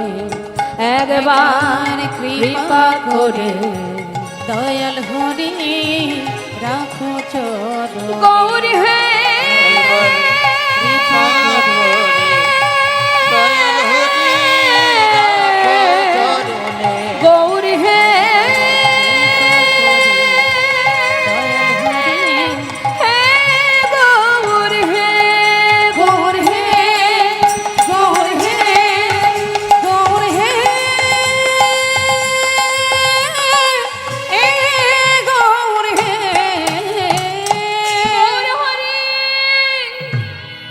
একটু দাঁড়াও দয়াময়, যাওয়ার আগে একটা কথা শুনে যাও। একটা হরিতকি সঞ্চয়ের কারণে আজ তুমি আমায় ছেড়ে চলে যাচ্ছ। তুমিও শুনে যাও, আমি যদি মনে প্রাণে তোমাকে ডেকে থাকি, হরিবল আমি যদি তোমায় ভালোবেসে থাকি, আমি যদি সদা সর্বদাই তোমাকে স্মরণ করে থাকি, এই অগ্রদ্বীপের মাটিতে দাঁড়িয়ে আমিও তোমায় প্রতিজ্ঞা করলাম, যেখানে যাবে যাও, আমায় ছেড়ে যেখানে যাবে যাও, কিন্তু যদি ডাকার মতো আমি ডাকতে পারি, ভালোবাসতে পারি, তোমাকে আমার কাছে আবার ফিরে আসতে হবে। চলে যাও, আমি চাই না তোমার সঙ্গী হতে, তুমি চলে যাও, তবে তুমিও শুনে যাও, ফিরে তোমাকে আবার আসতে হবে। এক পক্ষকালের মধ্যে তোমাকে আবার ফিরে আসতে হবে। চলে যাও। কেন দাঁড়িয়ে আছো? তুমি কি ভেবেছো তুমি চলে গেলে আমি ভালো থাকবো না? তুমি চলে গেলে আমি সুখে থাকবো না? ভুল ভেবেছো। আমি অনেক সুখে থাকবো, অনেক ভালো থাকবো। কেউ জানুক বা না জানুক, তুমি তো জানবে যে তুমি চলে গেলে আমি কত সুখে আছি। প্রভু চলে গেলেন, মা ধুলাই গড়াগড়ি দিয়ে কাঁদছে গোবিন্দ। পাড়াপড়শি দেখে চিনতে পারলেন, হে তো আমাদের পাড়ার ছেলে। যে সবাই মিলে তাকে ধরে তার ঘরে পৌঁছে দিল। কিন্তু যে জন এতদিন প্রভুর কাছে থেকেছেন, তার সঙ্গে ঘুরেছেন, ফিরেছেন, চলেছেন, এবার কি আর তার এই ঘরে মন বসে? সে যে আর পারছে না। 15 দিনে এক পক্ষকাল অপেক্ষায় নয়ন দিয়ে আছে পথের দিকে। এই বুঝি গৌরহরি এলো, এই বুঝি প্রভু এলো, এক দৃষ্টিতে চেয়ে আছে। দেখতে দেখতে 11 দিন 12 দিন পার হয়ে যায়, প্রভু আর আসে না। তুমি এলে না দয়াময়, তুমি এলে না। সবাই বলে যার কেউ নেই তার ভগবান আছে। আজ যদি সেই ভগবানের চরণে আমার জায়গা না হয়, তাহলে জগতে আর কি জন্য বেঁচে থাকবো? আর কে বা আছে আমার? কি নিয়ে বাঁচবো আমি? মনের দুঃখে 1 পা 2 পা করে গঙ্গার ঘাটে এগিয়ে যাচ্ছে, গঙ্গার জলে প্রাণ বিসর্জন করবে। প্রভু জানতে পারলেন তার ভক্ত জলে ডুবে মরতে চলেছে। প্রভু ছিলেন রামকেলিতে। রামকেলিটা কোথায় মা? মালদায়। সেই রামকেলিতে একটি কোষ্ঠী পাথর গৌরহরি জলে ভাসিয়ে দিলেন। পাথরটা ভাসতে ভাসতে যাচ্ছে, দেখলো কে? জগদানন্দ। বললেন প্রভু তুমি এটা কি করলে? বললেন জগদানন্দকে বললেন দেখো, দেখছো দেখো, প্রশ্ন করো না, সময় হলে উত্তর পাবে। কখনো শুনেছেন মা পাথর জলে ভাসে? শাস্ত্রে বললেন নামের গুণে শোলা ডোবে, পাথর ভাসে জলে। তার প্রমাণ রাম অবতারের কথা। মা সীতাকে উদ্ধার করবার জন্য পাথর দিয়ে সেতু বেঁধেছিল। তাই আজ যখন পাথরটা জলে ভাসতে ভাসতে যাচ্ছে, অগ্রদ্বীপের ঘাটে এসে পৌঁছালো সেই পাথরটি। আর এদিকে গোবিন্দ 1 পা 2 পা করে ঘাটে এগিয়ে যায়। কি হবে আর বেঁচে থেকে? যার কেউ নেই তার ভগবান আছে। আজ ভগবানের চরণেও আমার ঠাঁই নেই, তাহলে আর কি হবে? হরি হে বলো আমার,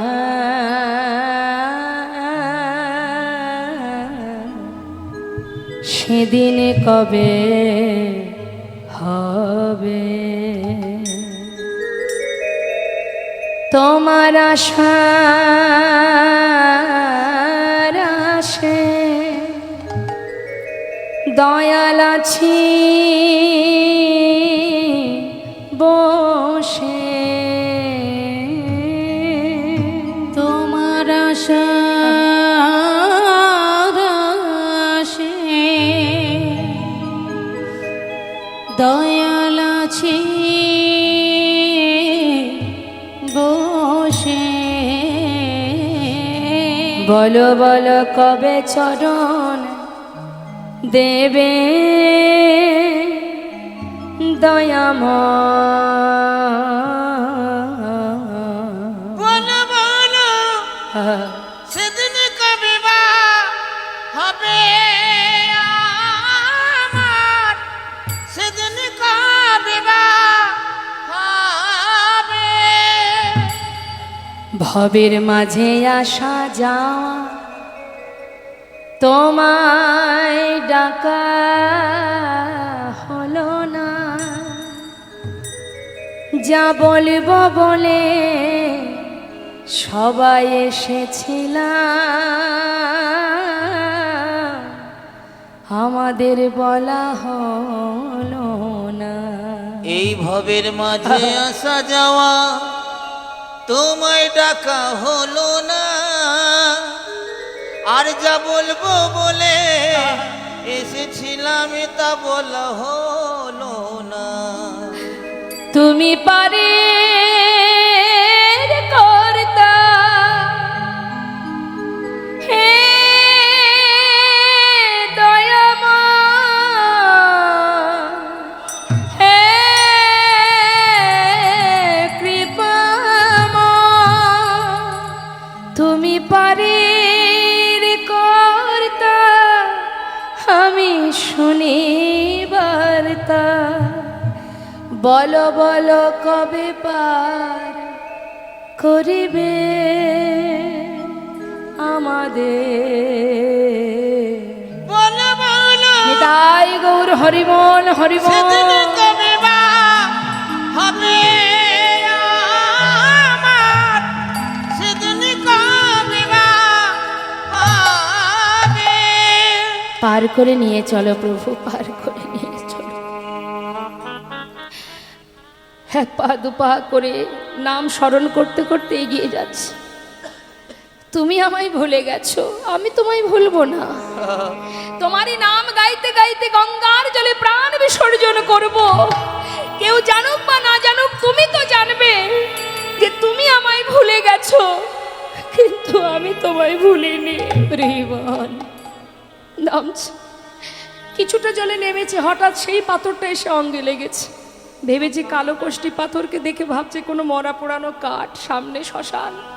মরা পোড়ানো কালো কাঠ ভেবে সেটাকে পোড়া কাঠ ভেবে দূরে সরিয়ে দিয়েছে।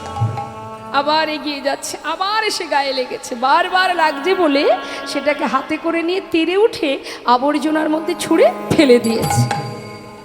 যখনই ছুঁড়ে ফেলেছে, এদিকে দৈববাণী, গোবিন্দ কে? ঘরে ফিরে যাও। কে তুমি?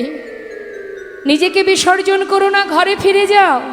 চারিদিকে খুঁজছে, কাউকে খুঁজে পাচ্ছে না। হঠাৎ এই কথা শোনা মাত্রই আর তার মরা হলো না। সে কি করলো? ঘরে চলে গেল। 13 দিন পার হয়ে হলো 14 দিন, 15 দিনে এক পক্ষ কালমা। ভক্ত যদি ভক্তি ভরে ভগবানকে ভালোবাসে, তার ভক্তি যদি পরিপূর্ণ হয়, ভক্তকে ছুটে যেতে হয় না, তিনি নিজেই আসেন ভক্তের কাছে ছুটে।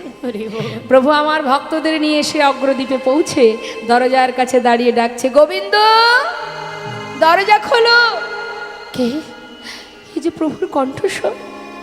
ছুটে এসে যেই না ভিতর থেকে দরজা খুলেছে, দেখছে বাইরে প্রভু দাঁড়িয়ে আছে ভক্তদের নিয়ে, ছুঁড়ে চরণটা জড়িয়ে ধরেছে বুকের মধ্যে। দয়াময়, তুমি এসেছো প্রভু, এসেছো। তুমি কথা দাও, কথা দাও, তুমি আর কোনোদিন তোমার চরণ ছাড়া আমায় করবে না। শান্ত হও, আর কোনোদিন আমার চরণ ছাড়া করব না। কিন্তু গোবিন্দ, আমি আসবো তুমি তো জানতে না তো প্রভু। সে কি? আমার আগমন বার্তা তো আমি অনেক আগেই পাঠিয়েছিলাম, পাওনি নাকি? তোমার আগমন বার্তা? কই, আমাকে তো কেউ কিছু বলেনি।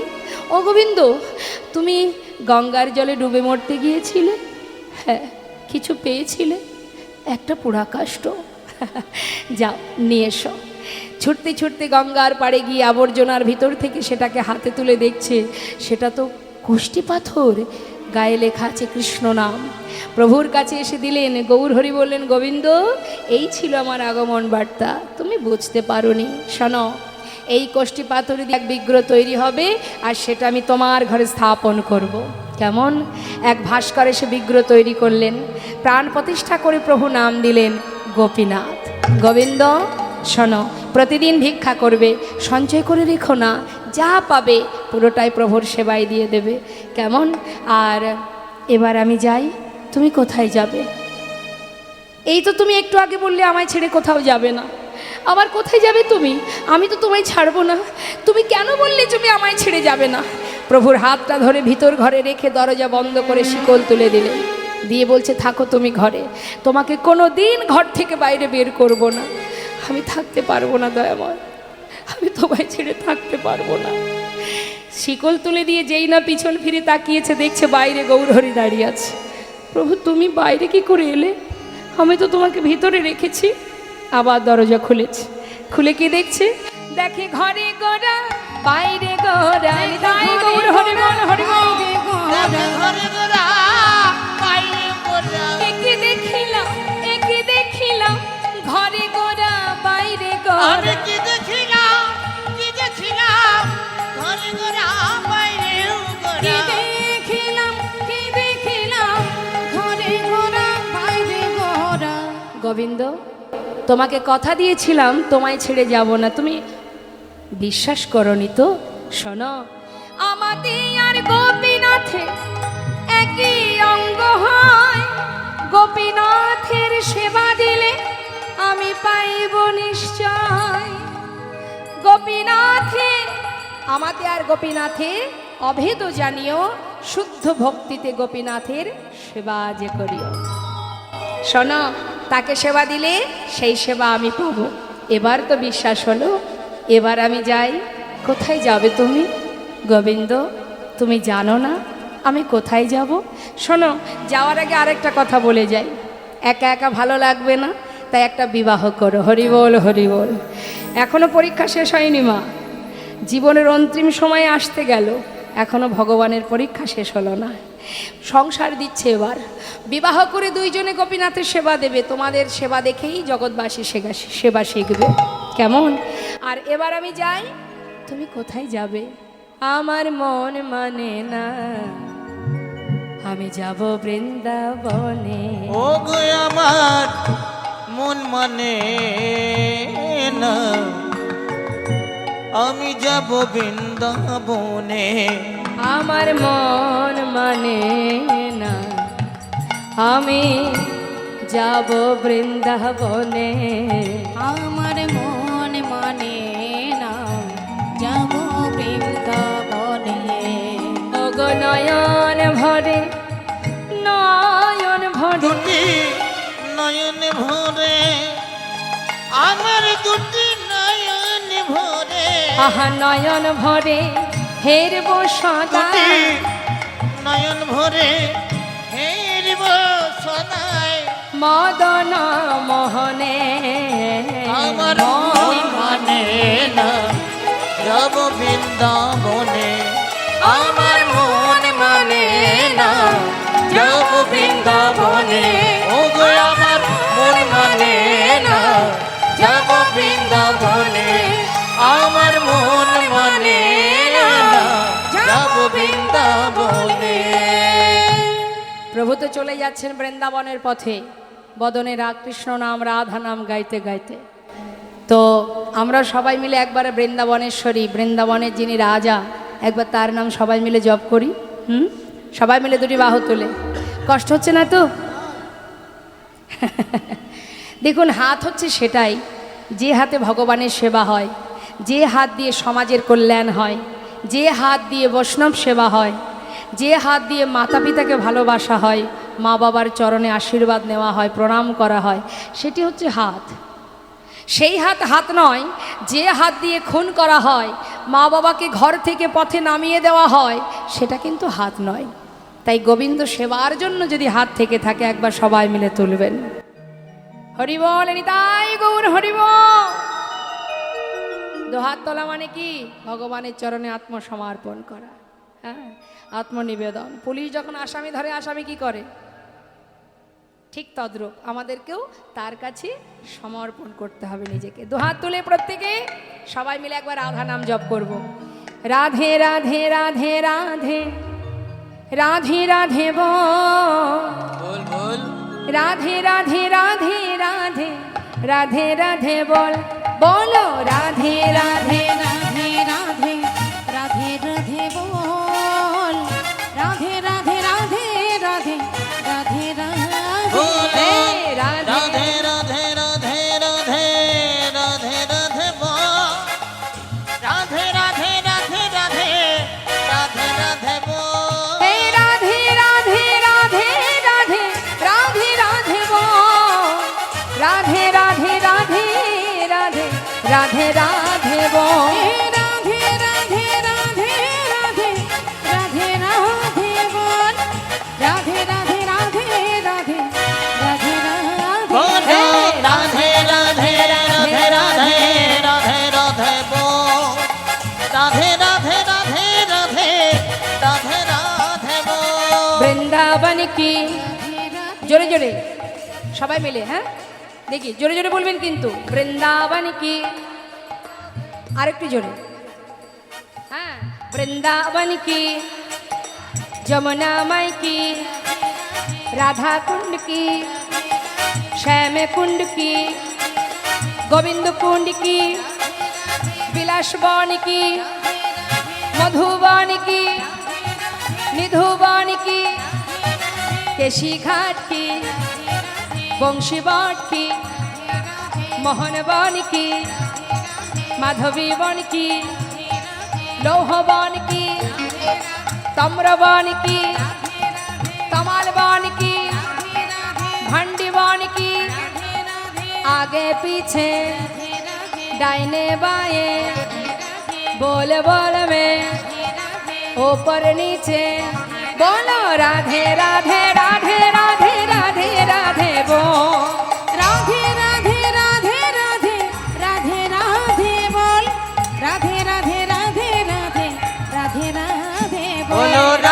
রাধে রাধে রাধে রাধে রাধে বল রাধা রানী রাধে রাধে রাধে রাধে রাধে বল রাধে রাধে রাধে রাধে রাধে বল রাধে রাধে রাধে রাধে রাধে রাধে বল বলো রাধে রাধে রাধে রাধে রাধে রাধে বল রাধে রাধে রাধে রাধে রাধে বল प्रेम से बोलिए राधा रानी की জয় वृंदावन धाम की জয় बांके बिहारी लाल की জয় রাধে শ্যাম রাধে রাধে।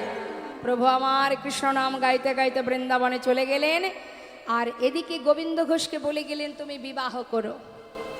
1 বৎসর প্রভুকে দিনে 4 বার ভোগ দিতে দিতে 1 বৎসর যেতে না যেতেই প্রভুর কথা মতো গোবিন্দ ঘোষ বিবাহ করলেন। বিবাহের পর থেকে সংসারের মধ্যে একটু সময়টা বেশি যাচ্ছে, যেহেতু স্ত্রী ঘরে এলো। যতই হোক সারাদিন প্রভুর জন্য ছিল, এখন তার গিন্নি এসেছেন, তার পাশেও তো একটু সময় দিতে হবে, যার কারণে ভগবানের সেবা 4 বারের জায়গায় এখন হয়ে গেল 3 বার। 1 বৎসর হলো, একটি পুত্র সন্তান হলো।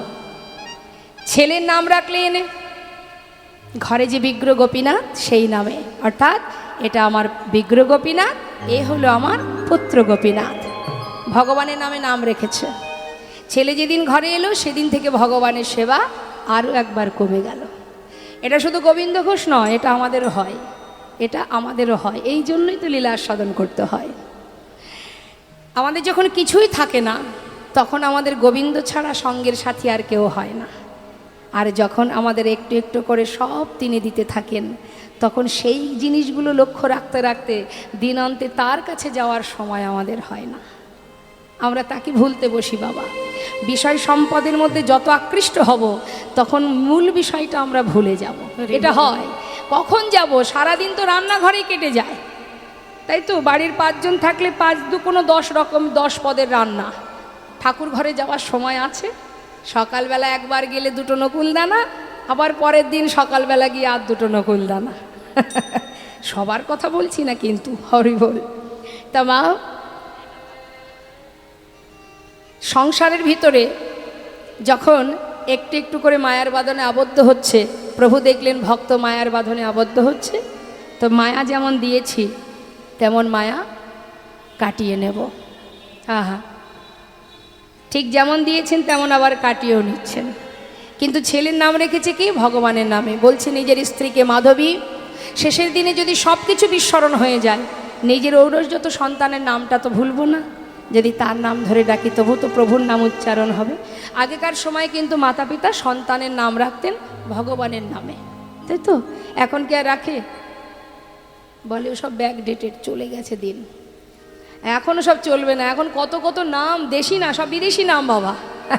জনি, বনি, শুনেছেন নাম? হ্যাঁ, এই সব নাম এখন। পাপাই, মানে পাপ আর থাকবি কেন দূরে, সবাই আমার কাছে আয়। তা নামেরও একটা মহিমা আছে। আপনি ভালো নাম রাখবেন, তার ফলটাও ভালো হবে, তাতে আপনার উপকার তার উপকার। নামের মহিমা আছে। ভগবানের নামে তুমি যাকে যে নামই থাকুক না কেন, কোনো কোনো জায়গার নাম আছে ভগবানের নামে, যেমন কৃষ্ণনগর আছে না, গোপালনগর। অর্থাৎ অনেকে বলে না যাবি নাকি কৃষ্ণনগর, তাহলে মুখে উচ্চারণ হচ্ছে তো মা কৃষ্ণ কৃষ্ণ কৃষ্ণ কৃষ্ণ। যেভাবেই বলো না কেন, নাম যেভাবেই বলো না কেন, হেলাই বা শ্রদ্ধায় যে বা নাম লয়, ক্রমে ক্রমে কৃষ্ণ ভক্তির হয় উপচয়। কাউকে ইঙ্গিত করতে, কাউকে ইশারা করতে, কাউকে ব্যঙ্গ করতেও যদি হরি নাম কৃষ্ণ নাম বলা হয়।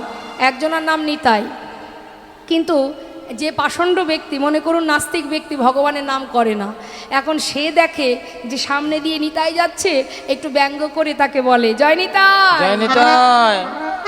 এখন তার খুব দুঃখ যে আমার নাম যে কেন মা নিতাই রেখেছিল, সবাই আমার নামে ব্যঙ্গ করে।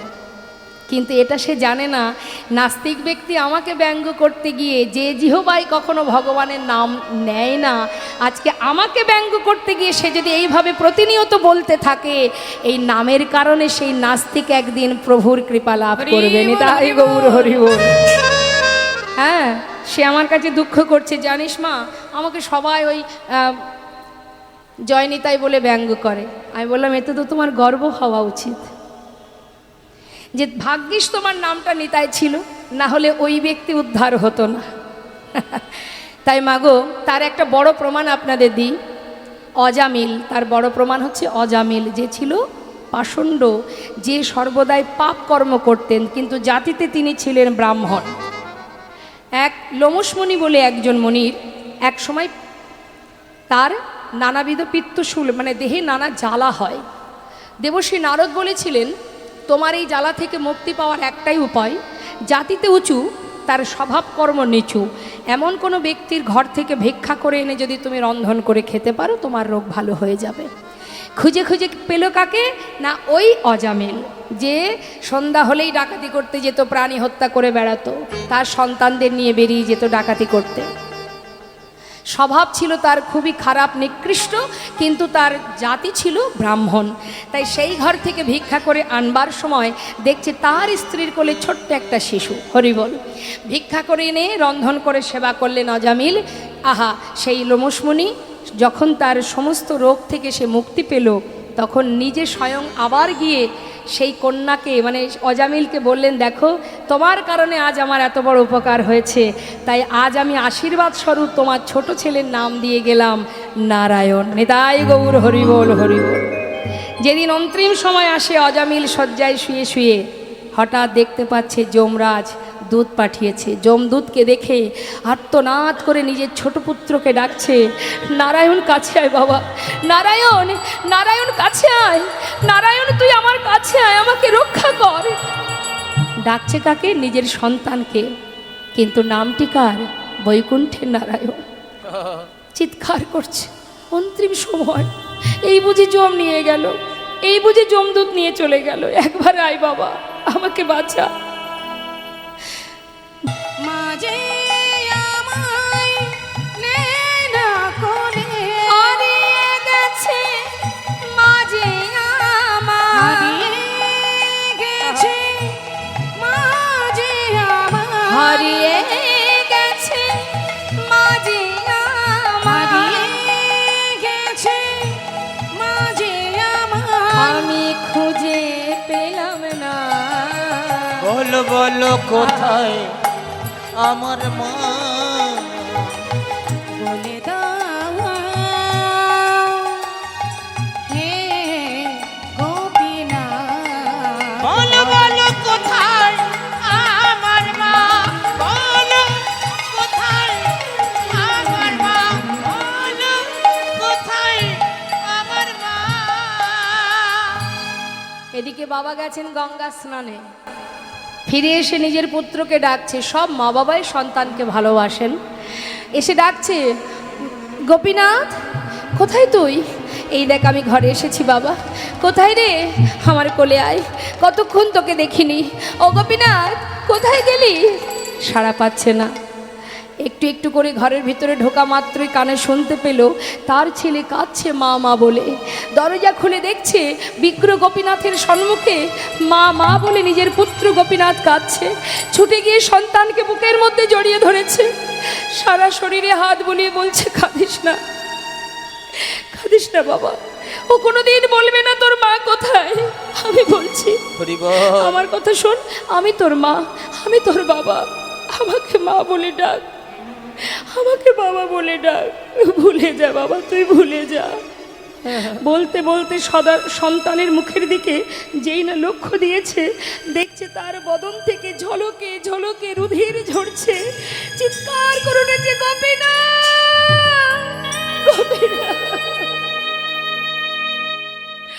আমি তো তোমাকে কোনোদিন বলিনি আমার সংসার দাও, স্ত্রী দাও, পুত্র দাও, তুমি তো দিয়েছিলে। তুমি তো আমার স্ত্রীকে কেড়ে নিয়েছো, আমি তো তোমায় কিচ্ছু বলিনি। আমার একমাত্র পুত্রকে কেড়ে নিও না। বুকের মধ্যে জড়িয়ে ধরে, সন্তানকে বুকে জড়িয়ে ধরে কাঁদছে, কেড়ে নিও না প্রভু গো,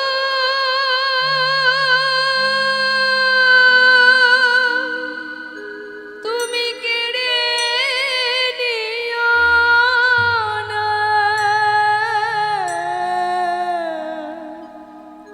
তুমি যে ব্যথা রে আমার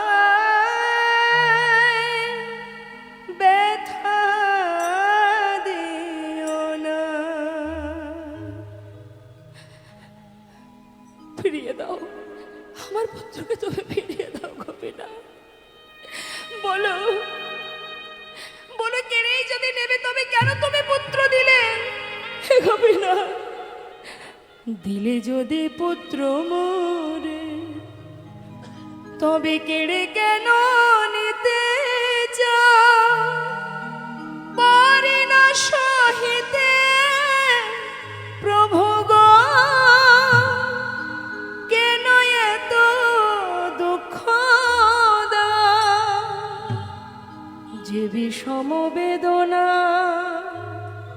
সহিতে পারি না, যে বিষম বেদনা আমি আর সহিতে পারি না। প্রভু গো,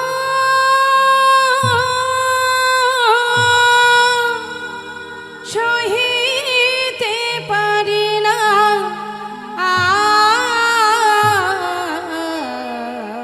তুমি যে ব্যথা ব্যথা